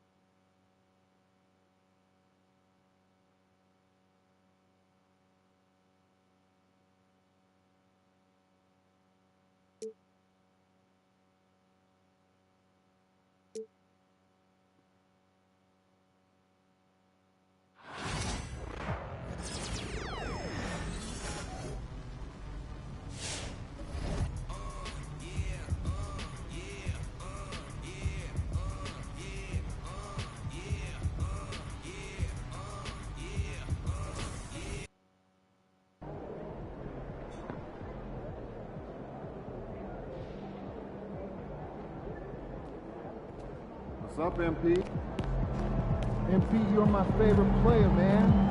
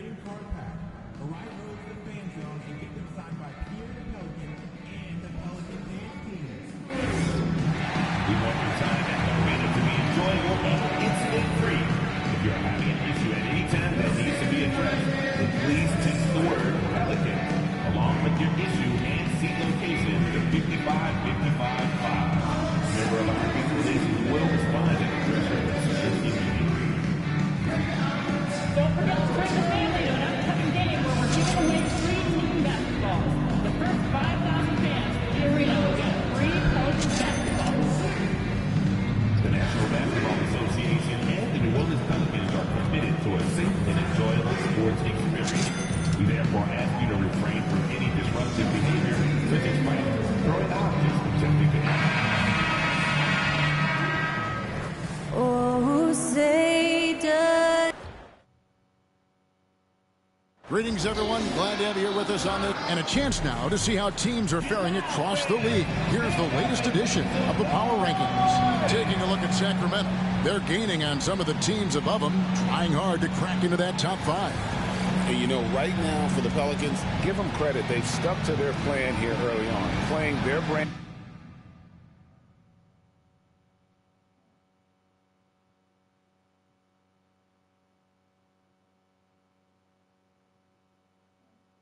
The basketball, they're showing everyone they have the potential to be even better. Here's the starting group for the Cleveland Cavaliers. A lot of length inside. It's Mobley and Allen in the post. A loaded backcourt. It's Garland and Mitchell. And it's Hunter in at the 3. And for the Pelicans, we've got Money. He's out there with McCollum. And it's Williamson in at the 3 side. And these two teams are both aggressive, attacking in transition. Well, you've got to play to your strengths, right? But really, the league in general is looking for early offense. These teams, no different. Here's Hunter. Pass to Garland. Screen by Allen. Garland against McCollum. Hits some rim on the way in, and the bucket's good. Garland's got the opening bucket of the night here for the Cavs. Garland passes to Stewart.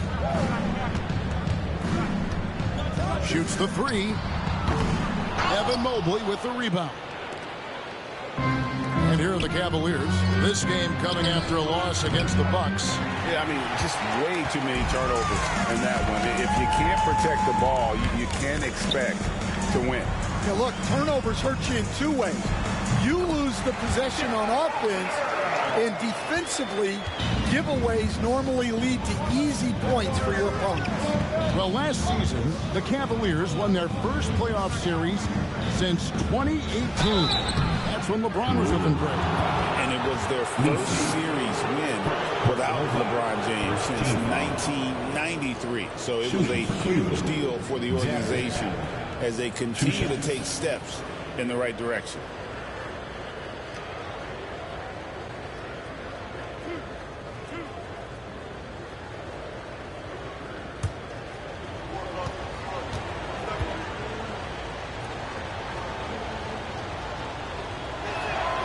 And the first one drops. And Allen impacts the game on all levels. This kid has what it takes. And Allen drops them both. And in the first, a little over a minute and a half in.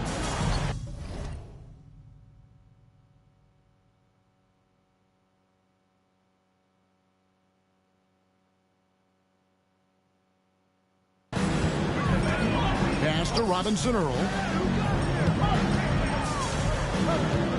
Mitchell against Stewart. Out of bounds. Cleveland will take possession. And let's head over to the sideline and catch up with David Aldridge. A little bit ago, Willie Green and I were able to chat. So for much of the brief time I had with him, he was talking about Evan Mobley. He said this kid is not a kid. This is a mature big man who affects all aspects of the game at both ends. But in particular, he's worried about Mobley's defensive presence and his ability to guard in every position on the floor. Back to you. Okay, David, much appreciated. Well, McCollum can do it all when you give him the keys. Here's Mitchell.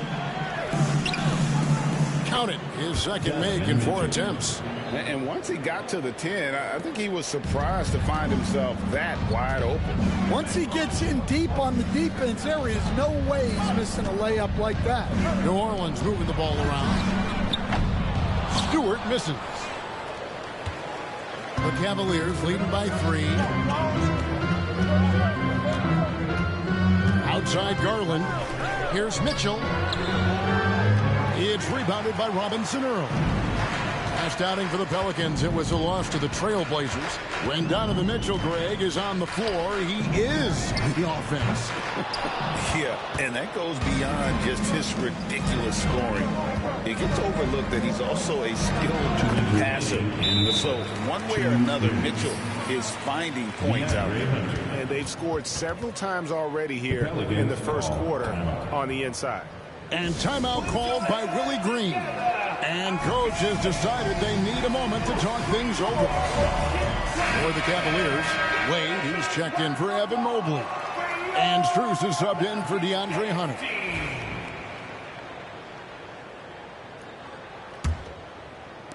Pelicans trail by 5. Murray, the pass to Stewart. Good, and the assist goes to Murray. 6 points for Money. Yeah, I think Murray is at his most effective when he's focused on creating plays for others. Here's Mitchell, and then Mitchell with the dunk. I tell you what, you better watch out, fellas. He is on fire here today. The Pelicans have gone 3 of 7 from the field since we've gotten underway. Stewart misses. Another miss. He is struggling for the quarter. Strus passes to Allen. Mitchell in the corner. Screen by Allen. The shot by Mitchell, no good. I mean, come on. That's a shot you expect him to make. Here's Stewart. It's good from long range. Stewart's got his 3rd basket of the night right there. Now that's confidence right there. Passing up an easy 2 on the break and letting it fly from 3-point range. Pass to Strus. And right away, they match it with a 3-pointer of their own. Matching baskets from the perimeter, an earmark of today's game. Yeah, sometimes you get in a shootout like this, but you just hope that you can get a stop first. Now Strus. After the miss 3 from Stewart. And it's Mitchell missing. Well, you know, they're in the lead, but he's still been frustrated from an offensive standpoint. Pass to Stewart. Takes the 3. Stolen by Wade. Trying to break that ice-cold streak. Offensive rebound. Kicks it out to Mitchell. 3-pointer. And the rebound goes to the Pelicans. They're moving on after the tough loss they took at the hands of the Blazers. And it seemed inevitable that they were going to lose that game with how they struggled. But in the end, they had an opportunity to win. Yeah, and those are the type of losses that kept me up late at night. They were 1-2 plays away. You think about every possibility just to get 1 or 2 more buckets. And that concludes a back-and-forth, high-scoring first quarter of play. Cavaliers lead by 1. From New Orleans, back in a moment.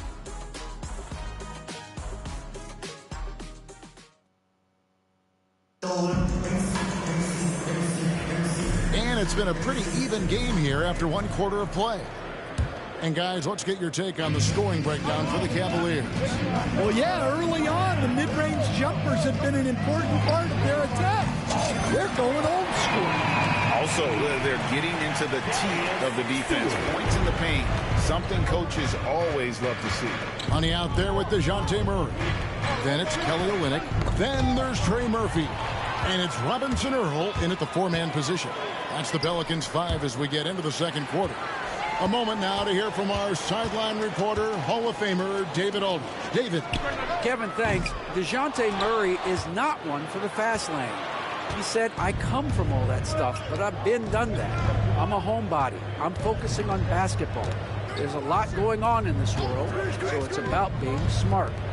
Kevin, growing up in South Seattle, he's seen it all. Back to you. You know, David, he counts himself fortunate to have escaped all of that. Thank you. Gets the 3-pointer to fall. Tyson's got his first 3 points of the game. And they've got to talk to each other on D there. Miscommunication, and now he's able to make them pay. Now Murray. Pass to Stewart. And the ball goes out of bounds. Last touch by Mobley. With this stoppage in play, we have a chance now to show you which teams led the league in 3-point percentage last year. The Pelicans 4. Well, their approach to shooting was phenomenal. They didn't force many threes, and when they got a good look, they drilled it. Hunter's checked in for Cleveland.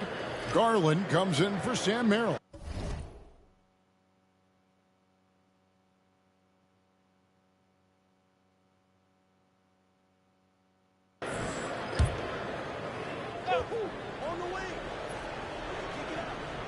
There has been, Coach, a lot of talk about how players today are better than ever before. Do you agree with that? Well, absolutely. Isn't that the way evolution works? Right. Kevin, they're bigger, stronger, faster. But everyone builds on the players who came before them. And the guys today would not be where they are without the guys before who laid the foundation. Yeah, selfless play by Hunter to give it up to his man in space. Murray, the pass to Stewart. Second quarter of play with around 2 minutes gone so far. Lets it go from deep. They get it again. They get a hand on it. It's stolen by Strus. Pass to Hunter. And here is Mobley. Inside. There's Garland. It's hauled in by Stewart. The Pelicans have gone 2 of 6 from the field in the second quarter so far. Here's Murray. Puts up a 3. Nailed from three-point land.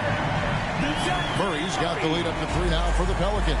Well, that's just another thing Murray can do for you. Hit the 3. Hunter kicks to Garland. 3 minutes of action so far in the second quarter. And the great shooters know when they've got enough opening to go for the 3. I didn't think it was a bad choice on that possession. Gio, you look how Garland can create for himself. Very good off the catch or the bounce. So deadly off of those high pick and rolls because he can dribble into that 3. A playmaker that can do that.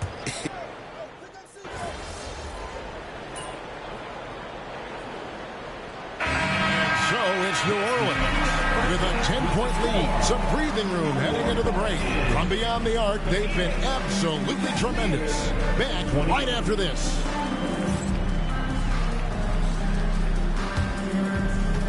Fans, please direct your attention to center court. And get ready for the fan half-court shot. Drum roll, please.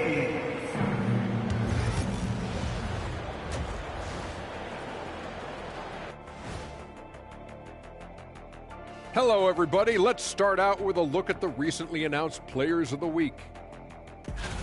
In the East, Cade Cunningham. I've been really impressed watching him. I mean, he's facilitating this offense, making plays for his teammates and for himself.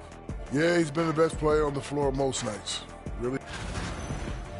And let's talk now about that first half. What a commanding start for the New Orleans Pelicans. They're up because of the three-point shot, scoring in bunches. It also opens up things down low. And that's something to watch for. Does the defense extend to where guys start going inside?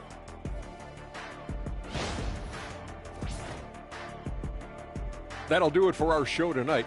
Thanks for joining us, and we'll send you back to Kevin Harlan for more Hoops action.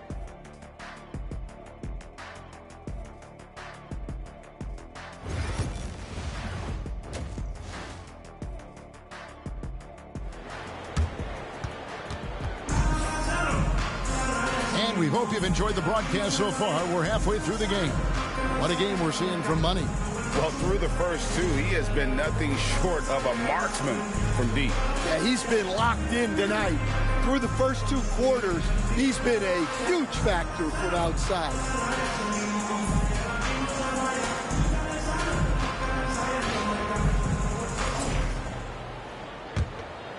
Here's McCollum. Checking out the group for Kenny Atkinson to start the second half. A loaded backcourt. It's Garland and Mitchell. A lot of length inside. It's Mobley and Allen in the post. And it's Hunter and it's small forward. Mobley sets the pick for Hunter.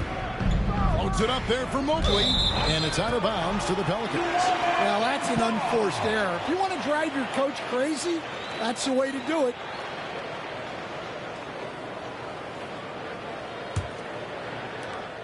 New Orleans leading by 10. Pass to Stewart. Offline with his three. Cavaliers shooting at 44%, pretty reasonable.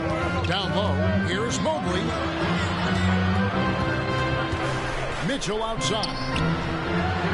Good on the shot, and that shades the lead to single digits. Mitchell's got 9. And got rid of it promptly. Mitchell wasting no time. Here's Robinson Earl. And about a minute of action so far in the third quarter. Kicks it out to McCollum. Uncovered. And he gets it to go. Hitting off the back of the rim. And the Pelicans lead by 9.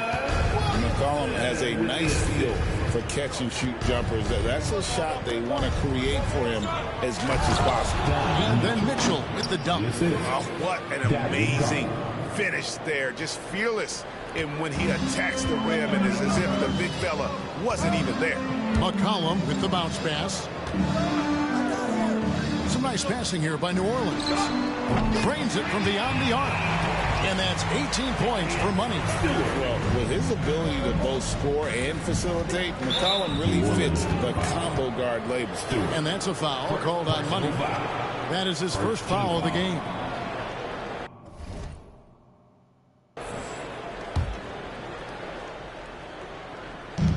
Allen finds Garland. Mitchell feeling it out a bit. Over Stewart. And they need his offense right now, but his shot is just not falling. That's to Williamson. Williamson off a pick from Stewart. And Williamson throws it down.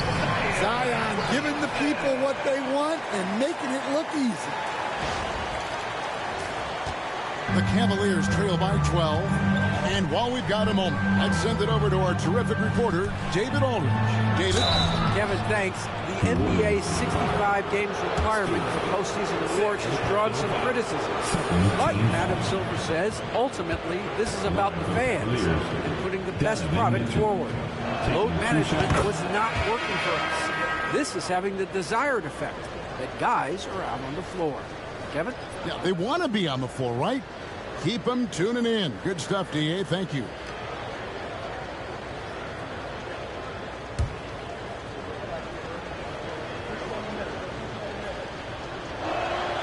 And Mitchell drops them both. You know, Stan, when I think of you as a coach, I think defense. So let me put you on the spot as you assess the wing defenders in the NBA right now. Who are some of the top 2 or 3 that you notice? Well, look, there's so many good ones. My favorite right now is Lou Dort because he's so strong, he's so disciplined, and he has an amazing ability to use his body even against guys that are a lot taller. He is a frustrating guy for great scorers to play against. Now, he brought a lot to the NBA, but haven't the Thunder done a good job developing that kid?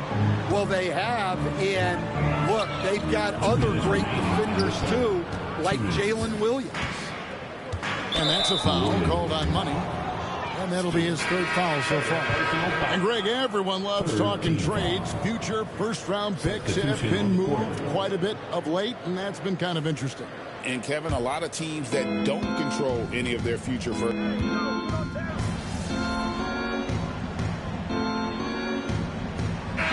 In the third quarter, both teams deciding to change it up.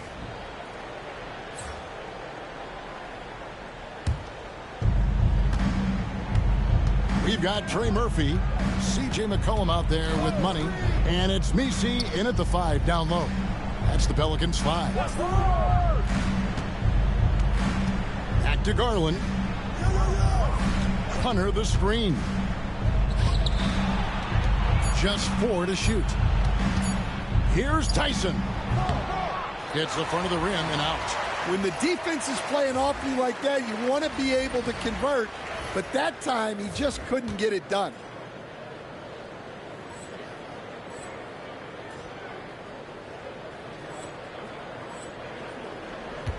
New Orleans leading by 13. Pass to Stewart.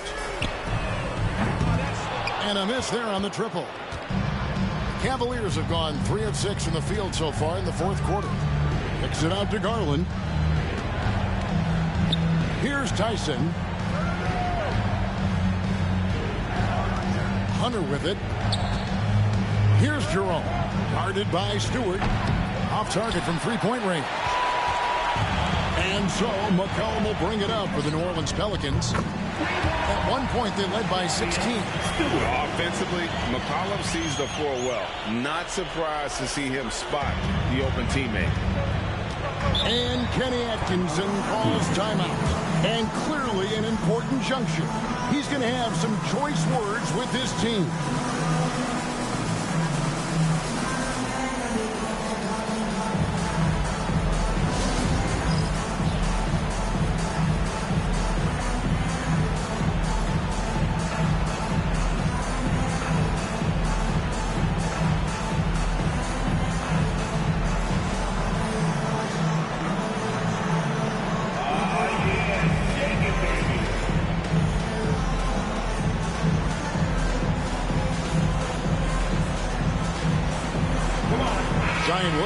Checked in for New Orleans. And the Cavaliers making a change here. Substitution on the court.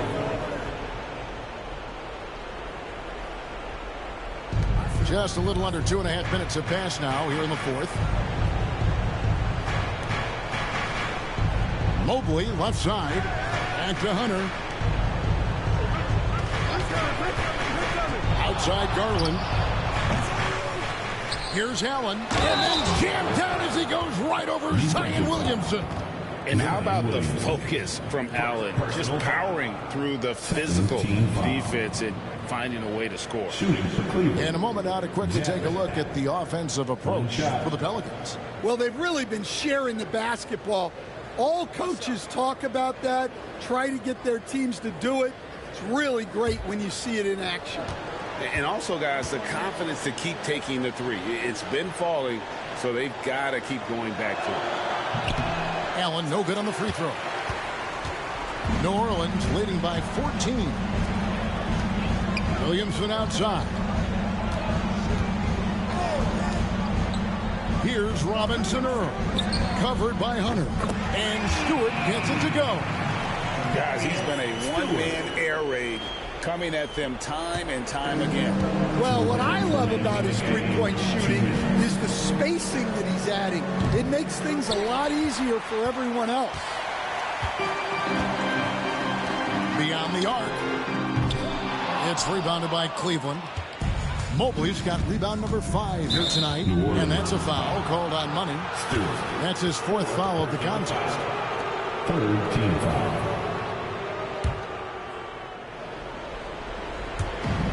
144 left in the fourth quarter of this one. Garland, that's for 2. Nails the wide open jump shot. Garland's got 10 points here in the second half. And Garland is doing whatever he wants on offense, looking absolutely dominant. And here's McCollum for 3. Offensive rebound. Second shot opportunity. And the layup is up and in. And the Pelicans lead by 17. And guys, what we saw here tonight is one side having everything going for them. Huge margin of victory for the Pelicans. The differential in assists led to a lot of open looks, and it also helped to get more guys involved in the offense easy. And they made the defense adjust, but they just couldn't come up with an answer. And now, for the year, this is going to take them to 7 wins. And with the win approaching, they'll take the first game here of 2 that they'll play against this team. Nice to get that first one out of the way and set the tone. And one of the key components to this victory, if not the biggest, was the incredible performance for Money. Well, as a coach, it's so fun to watch a player dominate the game offensively like he did in this one. Smart, accurate passes, Greg, are really paying off for them at the moment. And also good off-ball movement. Everyone is paying attention and looking to create the best shot for the team. Mitchell's shot is good. A rare assist there from Hunter. They want him to continue to work on his playmaking. There's a 4-second difference from the shot clock to the game clock. Stewart misses. And here are the Cavaliers for 3. The shot by Mitchell, no good.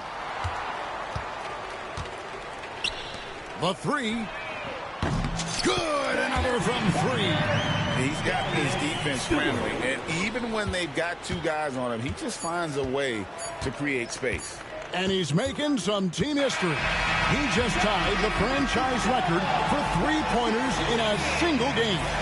So we see the Pelicans taking the W here, and the outcome of this one was never in doubt. And boy, they really put in a supreme effort. It just felt like once they had that lead and it was comfortable, they were not going to relinquish it. And that'll wrap it up, folks. For Stan Van Gundy, Greg Anthony, and David Aldridge, this is Kevin Harlan. Thanks for being with us tonight on 2K Sports. We'll see you next time.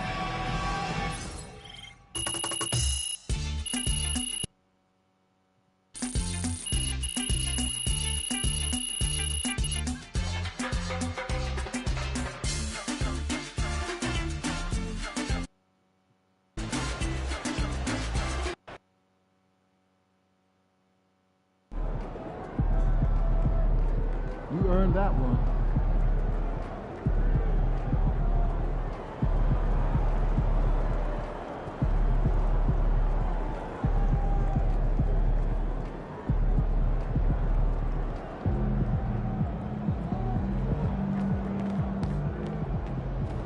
Good job, MP. I see you.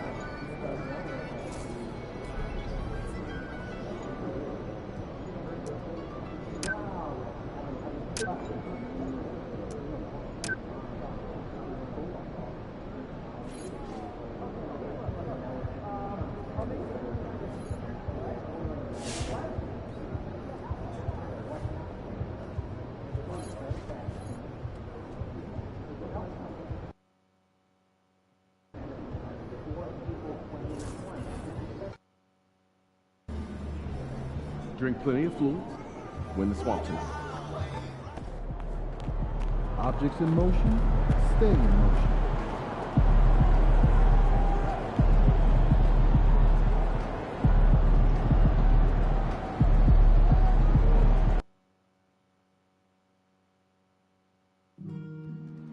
Fans, we want to deck you out with a 407 Dance Team t-shirt at our upcoming giveaway.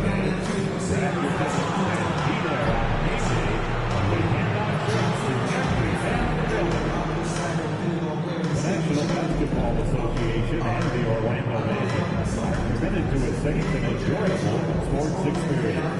We therefore ask you to refrain from any disruptive behavior, such as fighting, throwing objects, using improper language or gestures, entering the court, or interrupting play.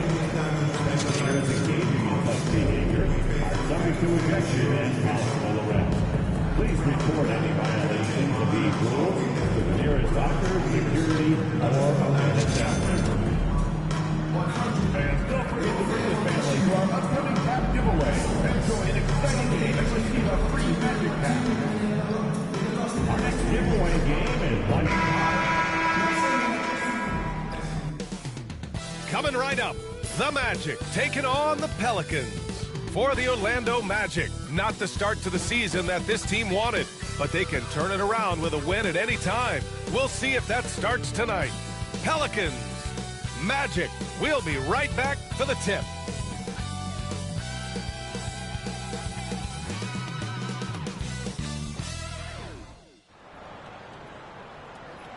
Greetings, everyone. Welcome to 2K Sports and another exciting edition of NBA Ball.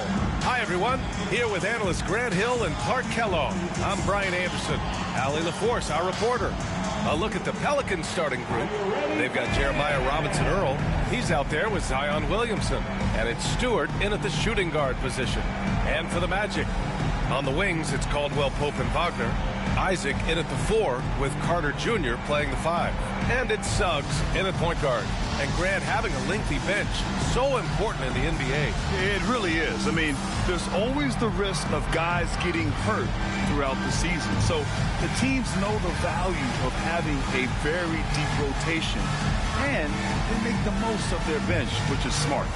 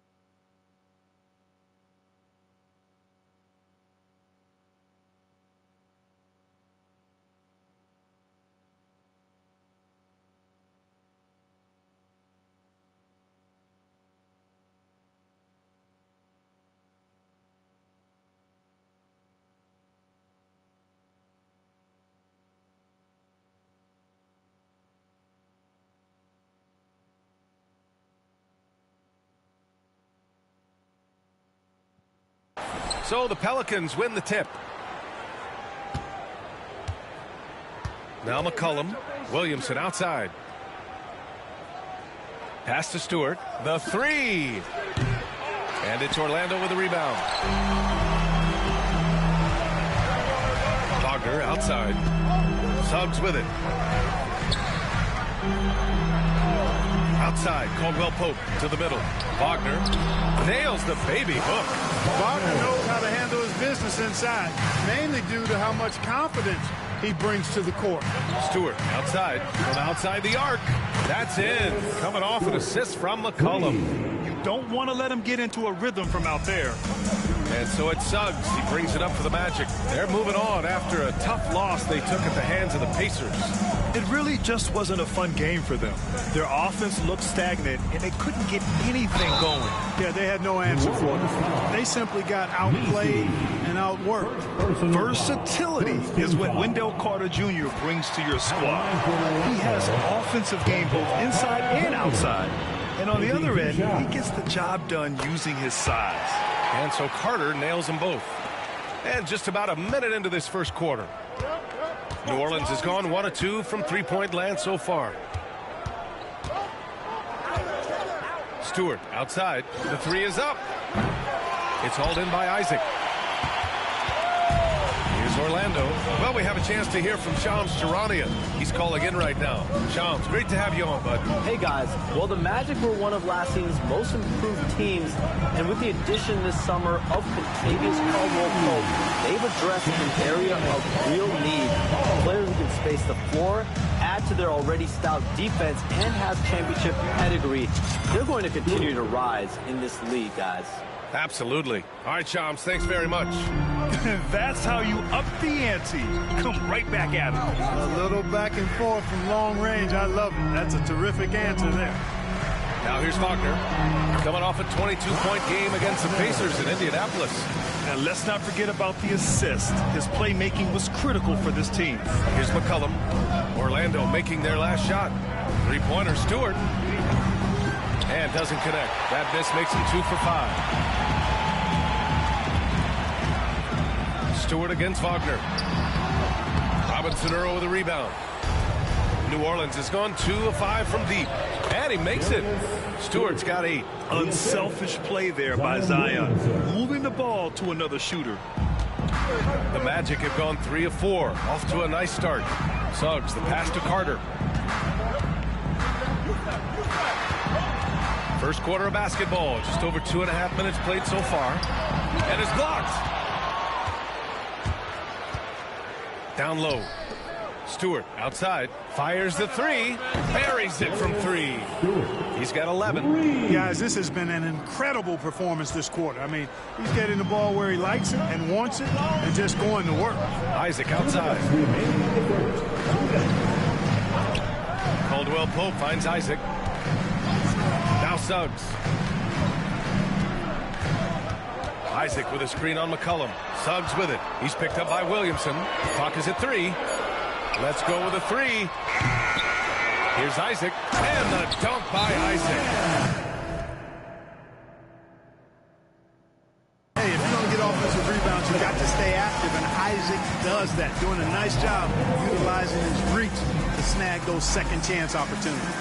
And we've got a timeout called by Willie Green, and we might see some changes. Coach potentially looking to adjust. Attention fans, now on the court is your height squad.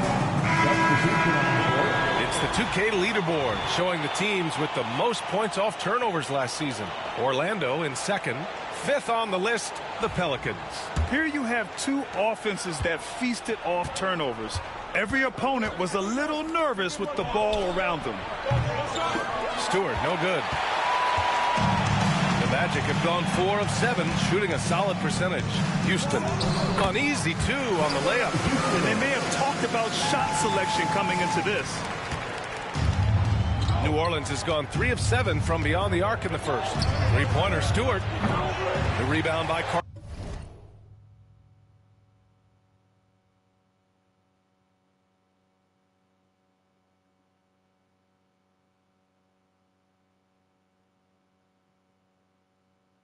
And it's Anthony with the ball for the Orlando Magic. And guys, this is the first they're seeing of New Orleans this year. This wasn't a favorable matchup for them last season. Surprisingly, they got swept. And even with all their talent, they finished 0-2 in the series. I mean, you know they're happy to be in different conferences. Here's De Silva. Pass to Carter.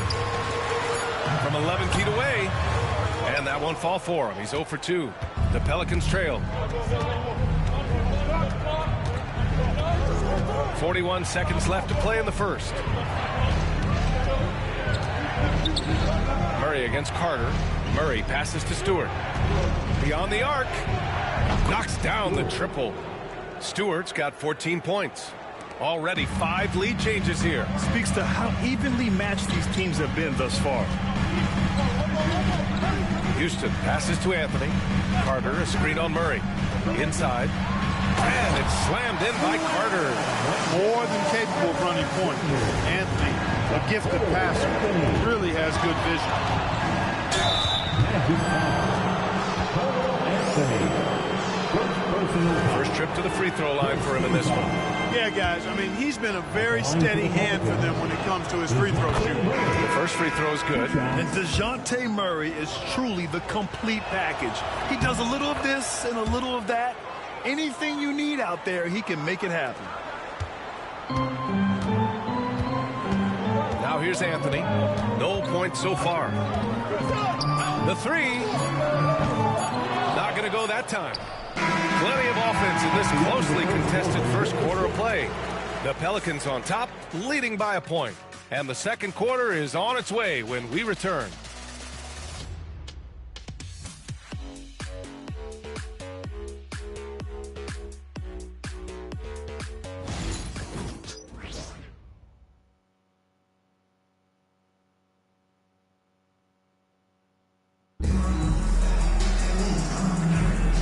Good action already in this one, but a fairly even matchup after this first quarter of play. And a chance for just a second to check out the scoring breakdown for the Pelicans. Well, in today's NBA, the three-point shot is so valuable. They realize this, and that's why they're continuing to drain as many as they can. One other thing they've done really well, moving the ball around. They've done a nice job not settling for that initial option and making that extra pass. Cole Anthony out there with Kentavious Caldwell-Pope. Then it's Goga Batadze, and it's Houston in at the three. That's the group starting the second quarter for the Magic. Shots good by McCollum. They're getting torched on the perimeter. 4 of the last 5 buckets have been threes. It's hard for me to watch this. I mean, the defense practically giving them those shots. Now here's Anthony, coming in off 12 points in his last outing. And another basket for Orlando. Nice, smooth jump shot from Anthony. I like him in that medium range area. Looking at lineups around the league, Grant, seems like they're becoming more positionless than ever before. Yeah, you're spot on, B.A. To the point where some people feel all-star voting shouldn't be by position anymore. It should be by merit. Here's De Silva, yet to see a basket.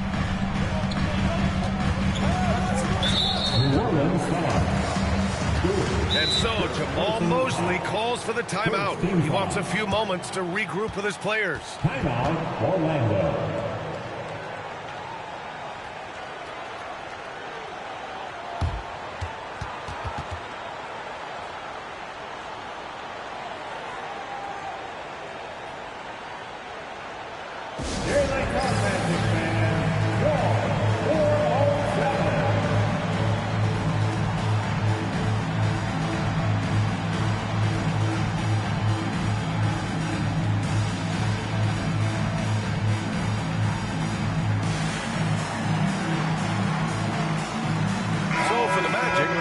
Comes in for Houston, and Joseph is subbed in for Caldwell Pope. And a change for the Pelicans. Robinson Earls checked in for Stewart.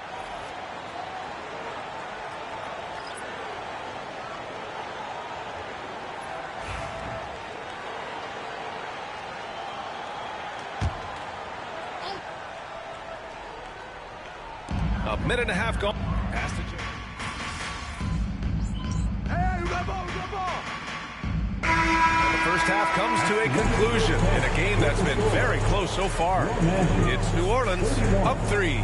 And we'll be right back after halftime for the start of the third quarter. See you in just a bit.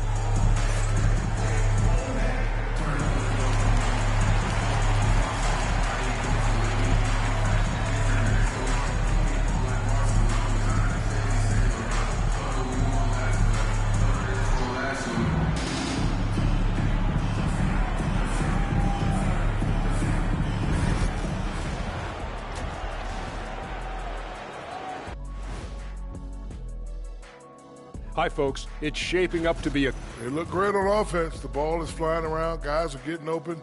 It's enjoyable to watch. Especially for those of us. And right now, let's see who's jostling for Rookie of the Year. You never know how long it will take for a rookie to adjust to the NBA game. But these guys have figured it out quickly. Yeah, it's been a smooth start to the season for them. Look, we all know there are going to be bumps in the road as the other teams adjust. Appreciate you joining us. It's been our distinct pleasure, and I mean that. Let's now take you back over to the third quarter with Brian Anderson.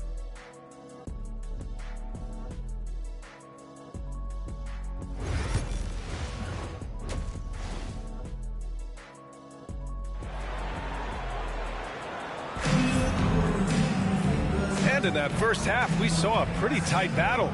We'll soon find out what sort of adjustments were discussed during halftime. Magic trail by 3. So the Pelicans 5 right now. Zion Williamson out there with Jeremiah Robinson-Earl.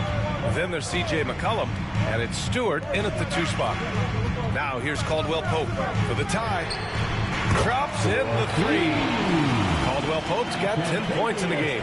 Very effective in spacing the floor. Contavious Caldwell Pope has gone from an average outside shooter to a dangerous one. You know, Clark, something Contavious Caldwell Pope brings, that championship experience. And every championship team has a guy like KCP, a guy who can make shots, who's always there, ultra reliable, plays both ends, doesn't step out of his role, and all he does is help you win championships. I love watching guys like that contribute in a meaningful way to championship teams. And he's a fun guy to watch because he does his job at a high level pretty much every night. And keeping us updated from the sideline, Allie LaForce. This Magic team is making moves in the East. Star forward Paolo Banchero said, "We're a lot more competitive. We know we're talented. We can play with anybody, and we've proven it. Just one game at a time." Brian? Got to take that simple approach. A team on the rise, Allie. Thank you. Now here's Williamson. Still without a bucket. 3-pointer, Stewart. That's good. And it's McCollum with the assist. McCollum's got 3 assists in the game. Trading the lead back and forth, neither side is willing to back down. Yeah, and the lead has changed hands, and it just hasn't stayed in those hands very long when it's changed. Back and forth we go. Here's Wagner. He's got 10. Isaac with a screen on Williamson. Here's Wagner. Ooh, give him his 5th make of the game in 10 attempts. They found a nice groove in this half, starting out 3 for 4. Pass to Robinson-Earl to the paint. Stewart outside. Lets the three fly. Williamson finds Stewart. Who poked away.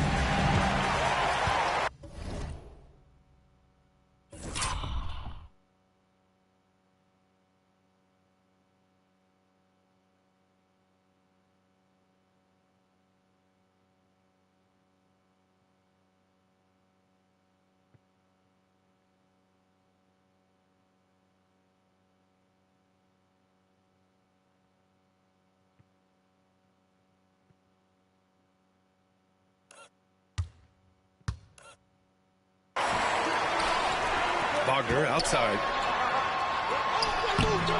Rebounded by New Orleans. Stewart left side. Williamson outside. They set the screen. Back to Stewart. There's the three. And again, it's New Orleans with a three. And this is how he shines. He's a big part of their floor spacing. And you know what? It's all about the long distance game for him tonight. He's getting it done from out there. Now here's Caldwell Pope. Carter, a screen on Stewart. To the inside. And it's slammed in by Carter. No margin for error that time. Big time slam for big man Carter Jr. And it's Willie Green calling the timeout here. He's going to gather the troops and talk it over. And now, please welcome the 407.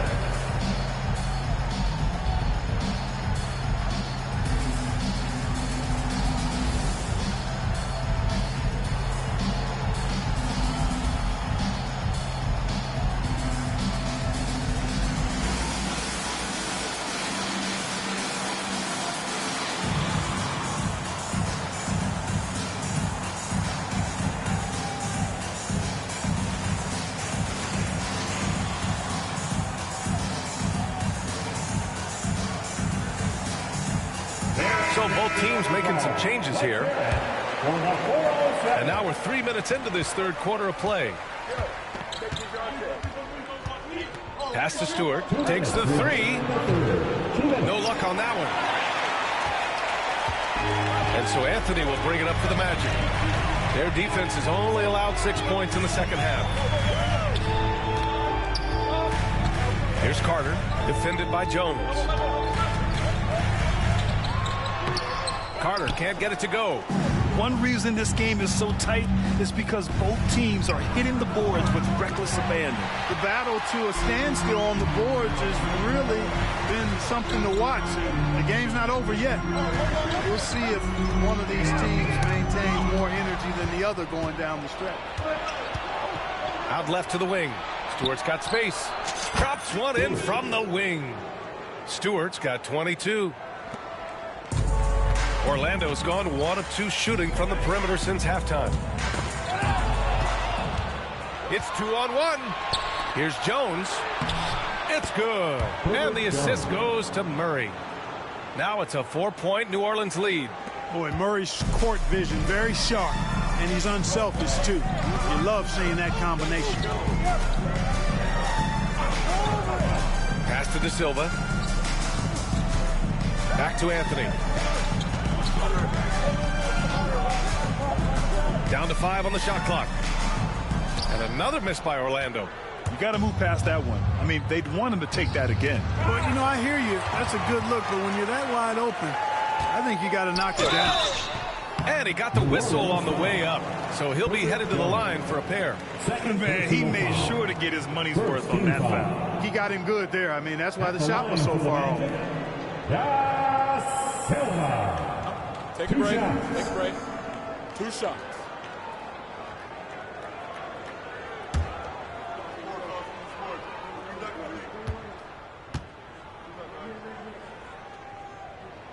And the first one at the line is good. Orlando making some changes. Bataze's checked in for Carter. Houston comes in for Isaac. And Joseph is subbed in for Caldwell Pope.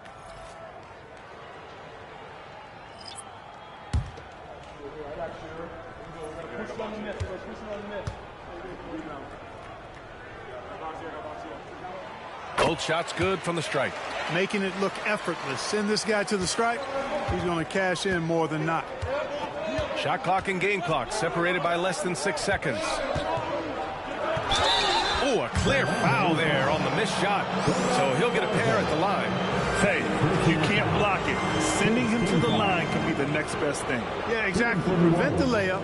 Give them a little bump, and then maybe they'll think twice about coming into the lane next time. And if they don't think about it, at least they might be distracted by your presence.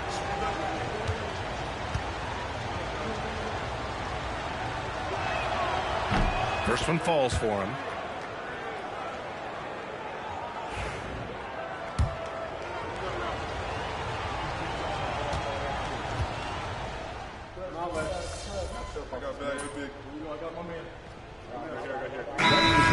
For Orlando. And we've got a timeout from Jamal Mosley. He's decided it's time to clarify the situation, leaving little room for error. Let's go now to the sideline and catch up with Allie LaForce. Thanks, guys. I got a chance to hear what Jamal Mosley was saying to the team. He seems pretty disappointed with the three-point shooting, telling his crew we have to start making more outside shots. I want to see more threes out there. Let's get aggressive. Coach is hoping some big production can make a splash for them. Appreciate the report, Allie. Now here's Anthony. Harris outside. Here's Batase. And once again, off the mark by Orlando.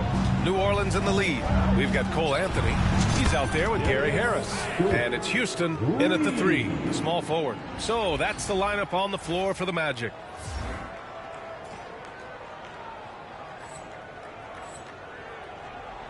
The Magic have got nothing to fall in this fourth quarter. 0 of 5.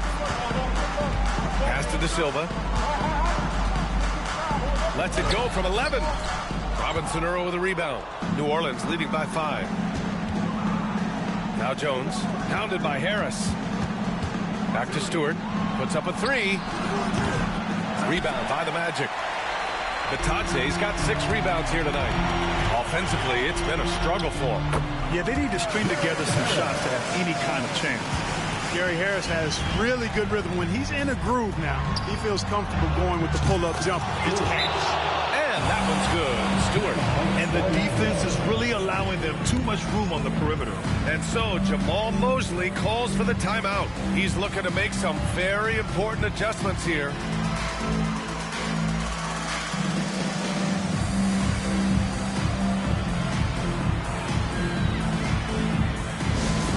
Time for T-shirt.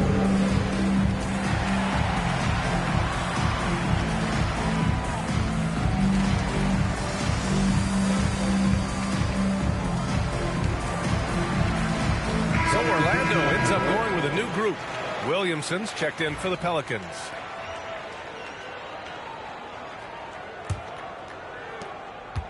Magic trail by 6. And it's Wagner off the drive. Misi grabs the board. Misi's got 4 rebounds now. And stolen by Suggs. Here's Wagner. Misi grabs the board. Misi's got his 5th rebound in this one. Williamson against Suggs. Williamson passes to Stewart. Offline with a 3. Orlando has gone 0 for 2 from outside here in the fourth quarter.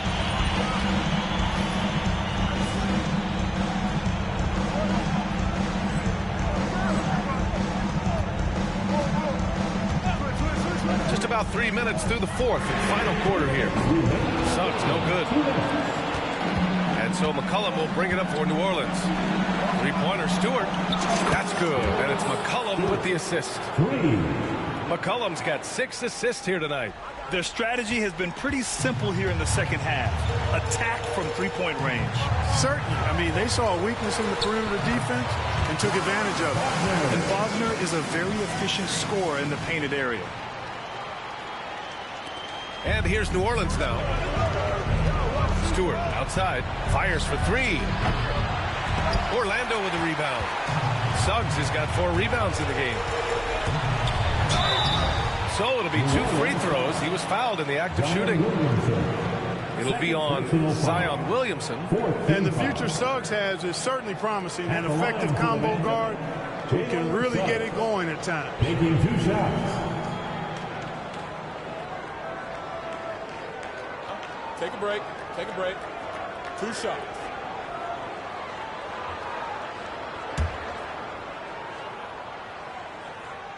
First free throw is good, and that trims the lead to 6. You know, one thing about Jalen Suggs, he takes a ton of pride in his defense. I mean, he's shut down some really good scorers in this league. And good on the second, so he makes them both. Key mates, they needed all of them. McCollum looking it over. Three-pointer, Stewart. It's hauled in by Isaac. Isaac's got 4 rebounds in the game. Pass to Caldwell-Pope. Now Suggs. Now here's Isaac. McCollum defends. Shoots a fadeaway.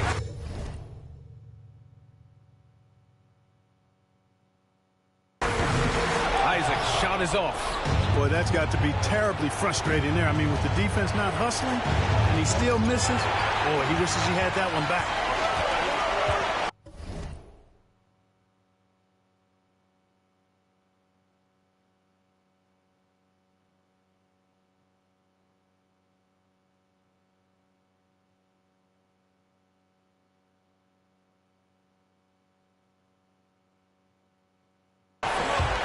Here's Caldwell-Pope. Carter with it. Oh, tries a 3. Misi grabs the board. Knocked away. A basket here would give them some breathing room. Slow down. No need to hurry. Take the best shot available. And he commits the intentional foul. First team foul. 44 seconds left in the fourth. Three-pointer, Stewart. That shot is off. And this is exactly who you want taking that shot. He just missed it. Oh, he nails it! And he's brought them within 2 points now. Talk about stepping up in a big way. Well, that was 1-2. He wanted the ball. Nobody else was taking that shot. They'll probably slow things down now. Burn the clock while you have the lead. I like that. And their strategy is obvious. Manufacture looks from outside the arc. Well, you know, that's exactly their plan here in the fourth. Work to find space behind the arc and then bury some threes. And so Jamal Mosley calls for the timeout. Coach clearly has something he wants to say to his team right now. Fans out of the court is your fight.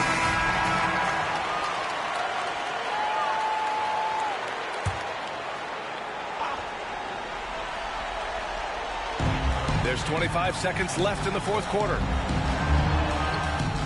And it's good. What a beautiful shot. Brings them within 3. That is the guy to go to. I mean, when everything's frenetic, Carter has that steady, even-keeled pulse. And a smart choice right there. I mean, you can't allow them to just drain the clock. No, you got to foul. I mean, it's going to come down to free throws here. Foul right away. And the second free throw, no good. Tough break there. And not a moment to lose on this possession. Got to go right up with it and then foul immediately. The 3 from Suggs. Robinson Earl with a rebound. And they're going to prolong the game with an intentional foul. First personal foul. Third team foul.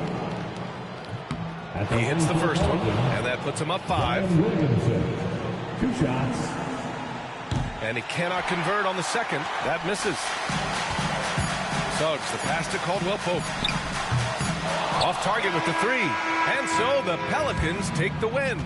And they barely squeezed out the win here on the road. And BA, the visiting team is always under some added pressure. But they made it work and got the win, whatever the margin may have been.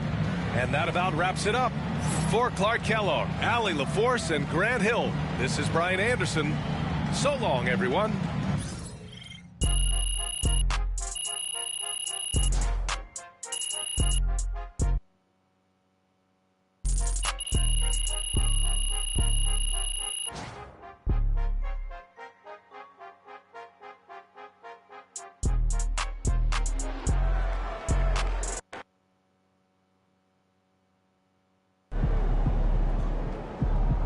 MP, you are the straw that stirs the drink.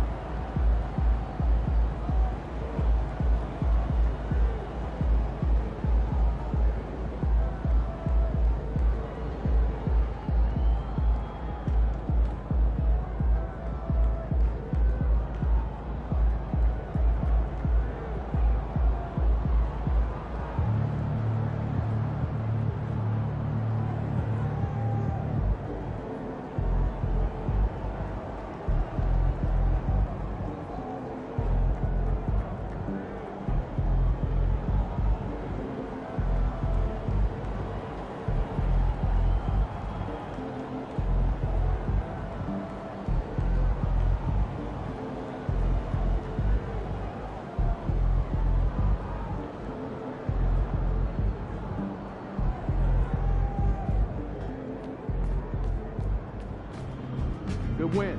Let's keep it going.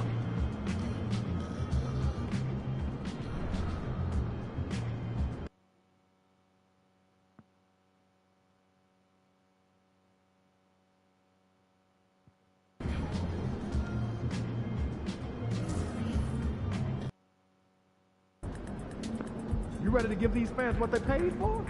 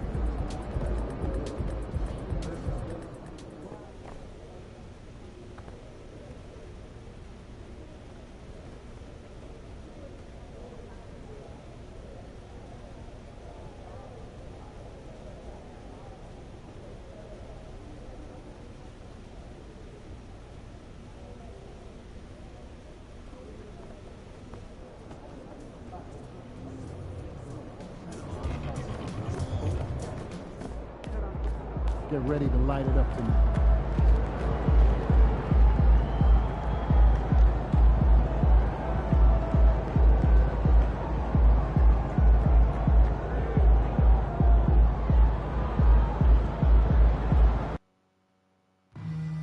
Just a reminder, folks, to make certain to be here for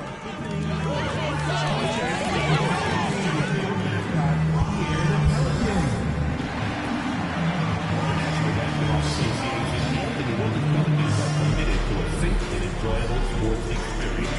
We therefore ask you to refrain from any disruptive behavior, such as throwing objects, attempting to enter the court or interrupt play, or using improper language or gestures. Spectators engaging in such behavior are subject to ejection and possible arrest.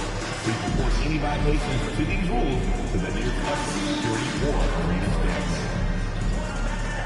We hope to see you again to visit us online or at the ticket booth for availability of any future games. We're supposed to be certain to be here for the upcoming game over City Warrior 3-26 headband. Bethany Band coming up. It's pizza night. Every band in the house. Welcome, basketball fans, to a very special Veterans Day edition of the NBA on 2K Sports.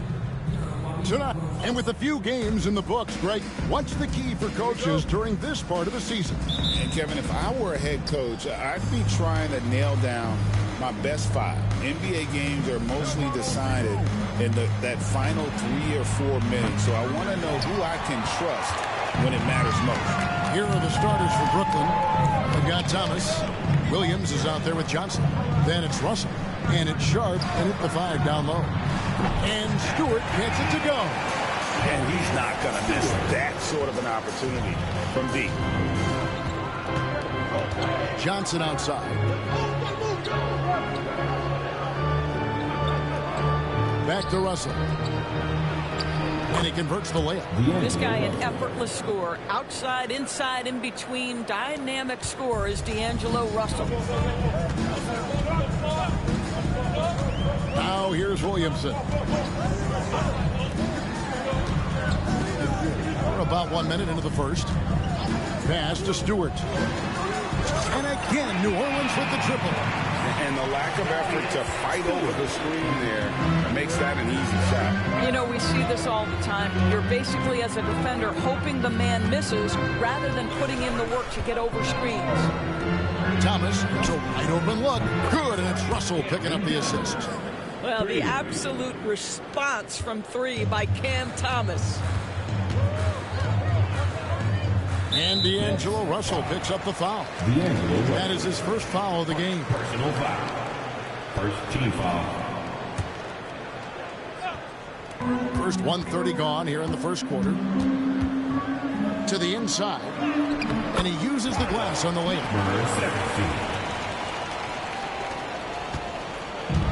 The Nets have gone 2 of 3 here to start out the game. Outside Thomas. That's it. He's got 2 made now, and he's shooting 2 for 3.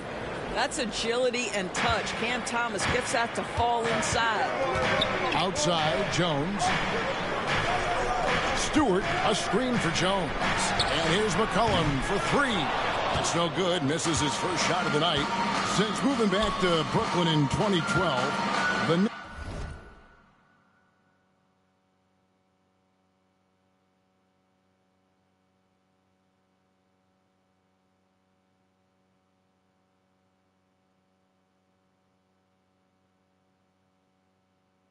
Nets, Greg, have won just 2 playoff series. Just think about the all-stars they've had. KG, Pierce, Durant, Kyrie, Harden.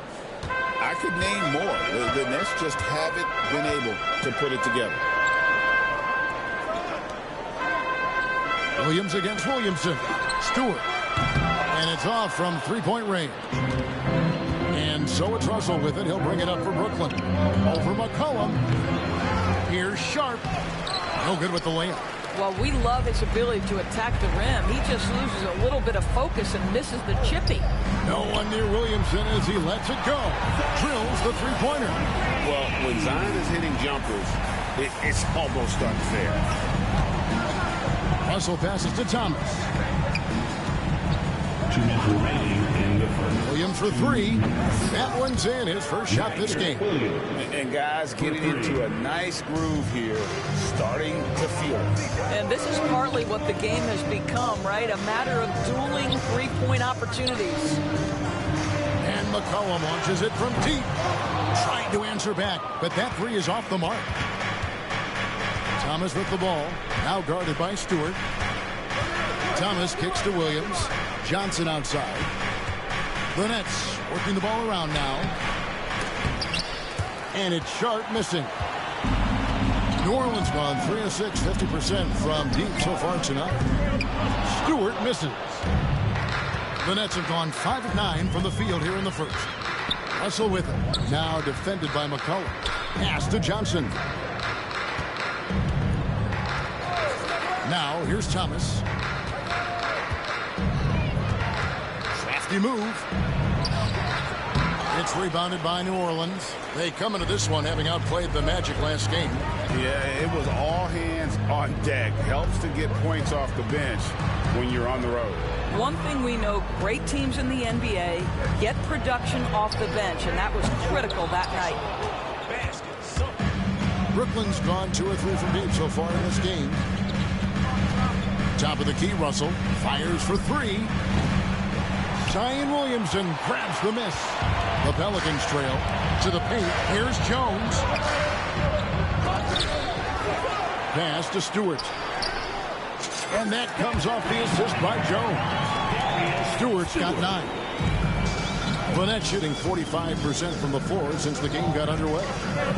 Thomas, good. Challenging the bigger defender, cutting him down to size with that one. It is not an easy task trying to convert against length. Give him credit for taking on that challenge. And this is the game plan for him, and he's a big part of their floor spacing. And right now, Greg, he is doing a great job delivering for this team, productive and efficient. And a high-scoring first quarter. Both teams really filling it up. Pelicans ahead, up by 3. The second quarter coming up right after this break, so don't go anywhere.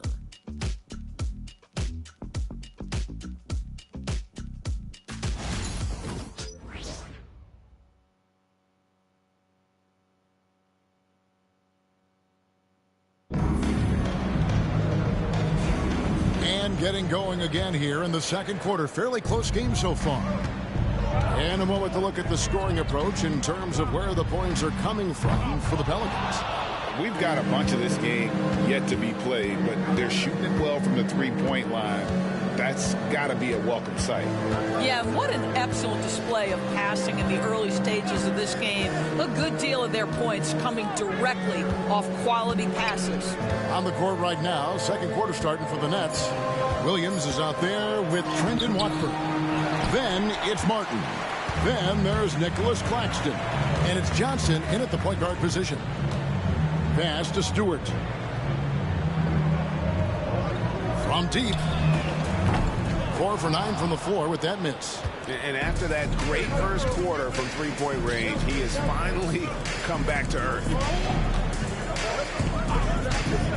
Johnson from outside. That one's off. He starts the game with the miss. New Orleans leading by 3. Down low. He's now made half of those 10 shots in the game. That's his 5th basket.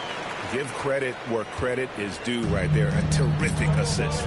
They could use a big shot here to get this offense going. Too many empty possessions. Right now, they need a basket. It's Martin on the wing. Kicks it out to Johnson. Just 5 on the clock. This one for 3. It's rebounded by New Orleans.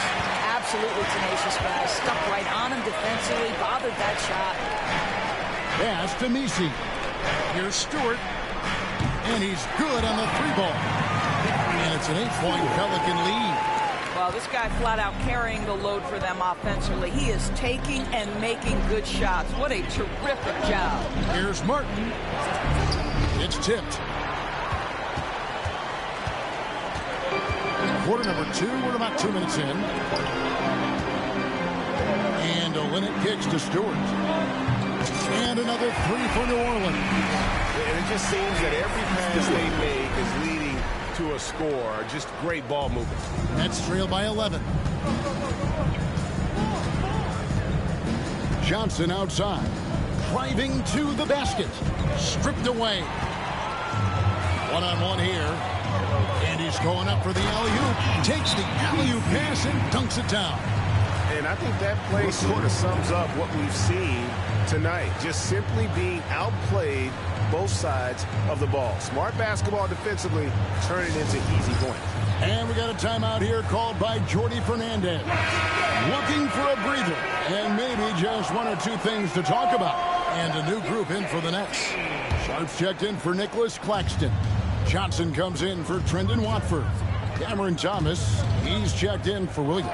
And it's Russell in for Martin. Russell finds Thomas. Greg, you look at the great coaches. What are 1 or 2 of the most important qualities for success that you see? Well, for me, Kevin, I think you got to be able to adapt tactically. I mean, that's huge, and especially in the playoffs. But most important, can you motivate and unify a locker room? That leadership quality is what really puts a coach over the top. And with an update from the sideline, let's check in with David Aldridge. Hey, Kevin, the Brooklyn Nets wasted no time hiring their next coach, Jordi Fernandez, shortly after the conclusion of last season. Despite his youth, Fernandez has been on the rise after stops as an assistant with the Kings, Nuggets, and Cavs, as well as coaching the Canadian national team. Kevin? You know, D.A., we've been talking about Jordi Fernandez for a long time. Now his big break, and I'm very happy. I know we all are for Coach Fernandez. Hey, David, thank you. And that one goes out of bounds. Last touch by Sharp. Williams is checked in for Brooklyn.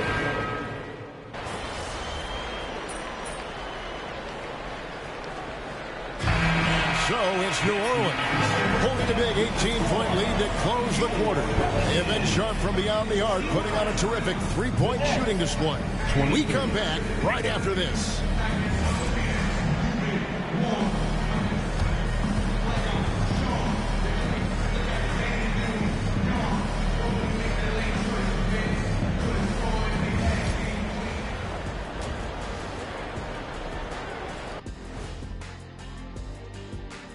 Greetings, everybody. Before we review the first half, let's take an early season peek at how the Western Conference is shaking out so far.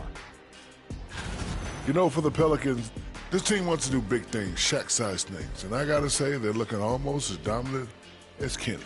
Easy, big fella, but I got to say, they are making it look easy, here in this early part of the season, at least.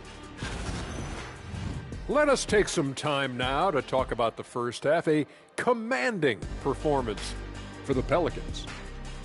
It's not just about taking a shot. It's about taking the right shot. They've made a lot of good decisions out there. Sometimes you just have a great night. Here in the studio, that's, I guess, every night, huh, Shaq? I would agree, my brother. And that's all for us. Now it's time to send it back to Kevin Harlan for the beginning of the third quarter.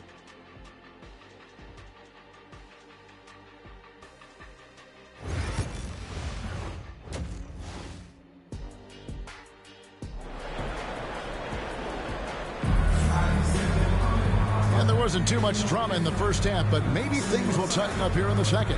What a game we're seeing from Money. What a welcome surprise that first half. Went above and beyond his usual scoring output. A huge bonus. Boy, when he's contributing like this, it makes everything easier for his team.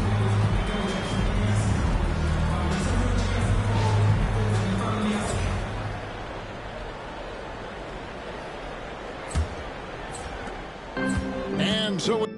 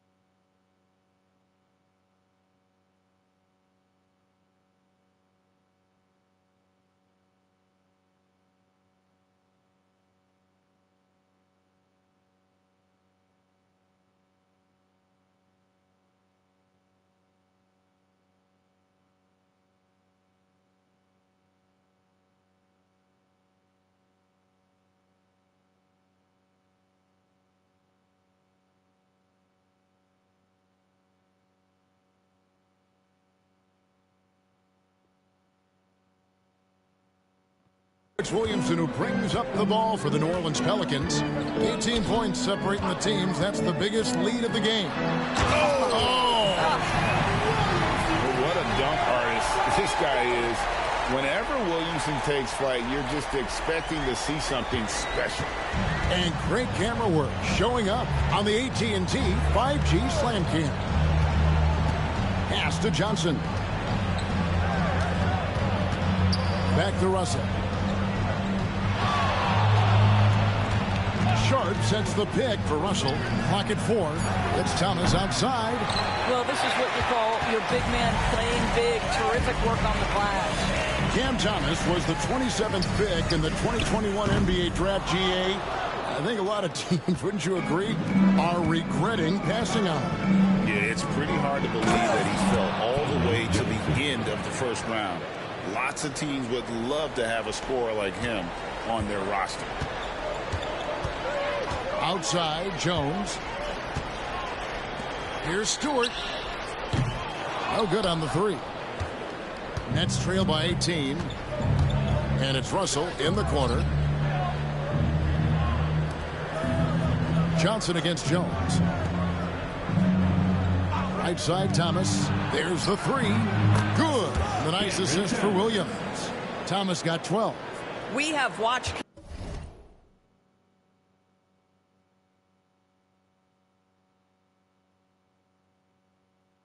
Cam Thomas become more and more aggressive from three-point territory. Pass to Stewart. And they wasted no time getting those 3 points back. And the Pelicans lead by 18. The real come at us.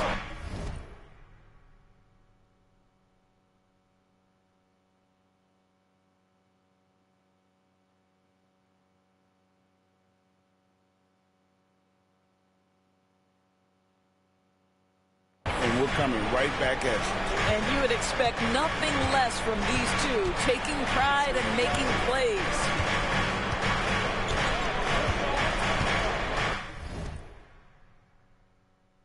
McCollum against Russell. Jacks up a 3. Nets with the new shot clock. The 3 from Thomas. It's good, and it's his 6th make against 11 attempts. Cam Thomas is rolling. He's attacking at will. Somebody better shut the water off. Cullen passes to Stewart. Trying to come right back with the 3 of his own, but it's no good. Boy, with his shot not falling right now, it might be time to look in a different direction. See if you can get your teammates started. Poked away. And you could see he knew exactly where that long rebound was coming off, able to get there quickly and snatch it up. Russell inside. He is guarded by McCollum. The offensive rebound. And the call on the shot that sends him to the line. And you know what? You allow a guy to get right to the rim like that. That's your only option. First trip to the free throw line for him in this one. 2 shots. Shoot 2.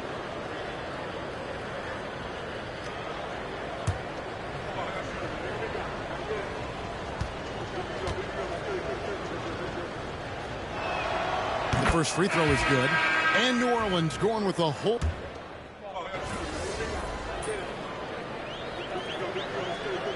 So it's Willie Green here calling timeout. And he wants to see some changes out there right away and right now.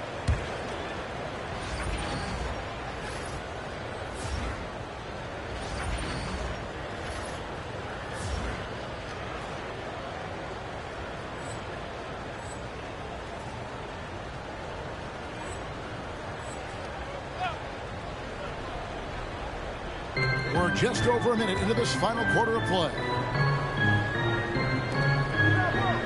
Williamson kicks to Stewart. Good, and the assist goes to Williamson. And that's now 29 points for money. You see the playmaking ability of Williamson there. Great pass to set up his teammate. Setting the floor for the Nets. We've got Johnson. Watford out there with Nicholas Claxton. And it's Whitehead in at the 2.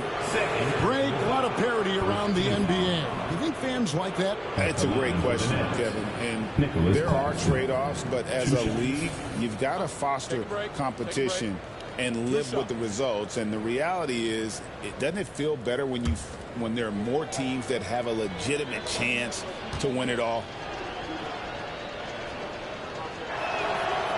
He misses the free throw. But the first thing that strikes you as a player with Nick Claxton is how easily this guy gets off the floor. Vertical threat on the offensive end and an excellent rim protector on the defensive end. And the second free throw, good. A little over a minute and a half of the fourth quarter gone now. Cullen passes to Stewart. Off target with his three. For Brooklyn, they've gone 2 for 5 on field goal attempts in the fourth quarter. Pass to Claxton. Outside Thomas. Takes a three. It's hauled in by Stewart. And you could tell he thought that triple was going to fall. Jones with it. Picked up by Claxton. All right, well, a look at how the points have been generated so far. Scoring breakdown for the Pelicans. I mean, they've been stepping it up in terms of their shooting from distance, and the confidence has been there all game long, leaving the defense to scramble. I think another thing that's striking here tonight, the ball movement is incredible. Again and again, they're making smart passes to ready shooters. The Nets making a switch here. Sharp's checked in. And so Jones nails both of them. Now, when you talk about the NBA going global, the last 6 MVPs, Doris, as you know, all international players. Kevin, what I love about this is the NBA wants the best players, regardless of where they come from. There's a time where American players just dominated that award for years and years. Fact of the matter is, it's good for the game to get the baddest, best players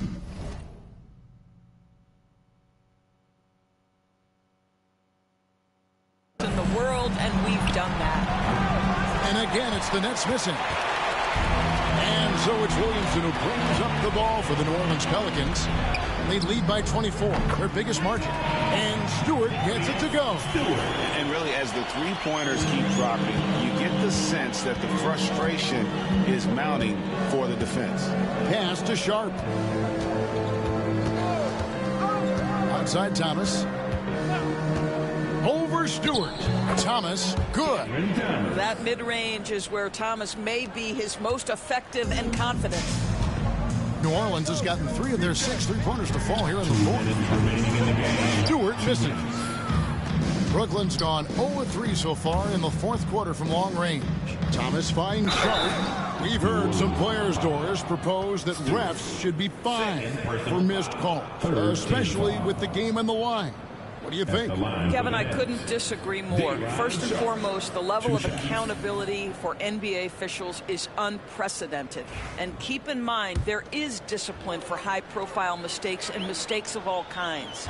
Every single game, every single call is evaluated, and you see their progression in terms of, yes, they'll officiate in the playoffs, or no, they won't. We are right where we need to be.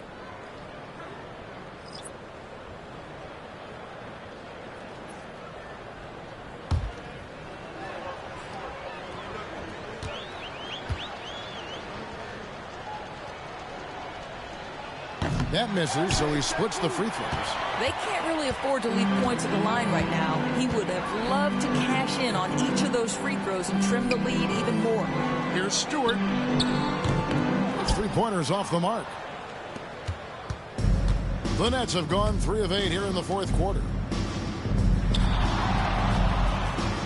Outside Wilson. Out to the right wing. Watford inside. Unable to get that one. For New Orleans, they've gone 5 of 10, 50% from the field. And again for 3. He's got this defense scrambling, and even when they've got 2 guys on him, he just finds a way to create space. And he's making some team history. He just tied the franchise record for three-pointers in a single game. And the shot...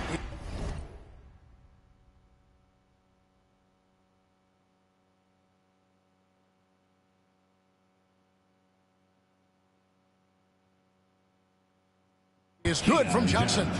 The real come at us, and we're coming right back at you. And you would expect nothing less from these two, taking pride and making plays. Connects again from distance. He's now set the team record for most threes in a game. Unreal. And a lot of it stems from his confidence. Even when he misses, he's sure, he's positive the next one's going to go in. Fires from deep. And the rebound goes to the Pelicans. And you can tell right there, the defense is totally fine with him shooting that. That's not his game. Pass to Stewart. No good on the triple. Shot and game clock separated by 5. Here's Wilson. And it's thrown down hard with both hands. Yeah, just solid work on the back end of that play. Yep, you're right. Finish hard with 2 hands on that stuff. Here's Alvarado. Here's Stewart. From outside, off the mark.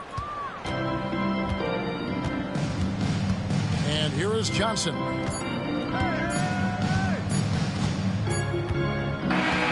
So we see the Pelicans taking the W here. They poured it on tonight. Dominant showing in front of a crowd that loved every minute of it. And, you know, this game could really be a defining one for what they can do when they are playing at their best. I mean, being here at home, no doubt helps. And the execution was flawless. And that's going to do it tonight, folks, for our broadcast. For Greg Anthony, Doris Burke, and David Aldridge, this is Kevin Harlan along with our terrific 2K Sports crew, thanking you for tuning in. See you later.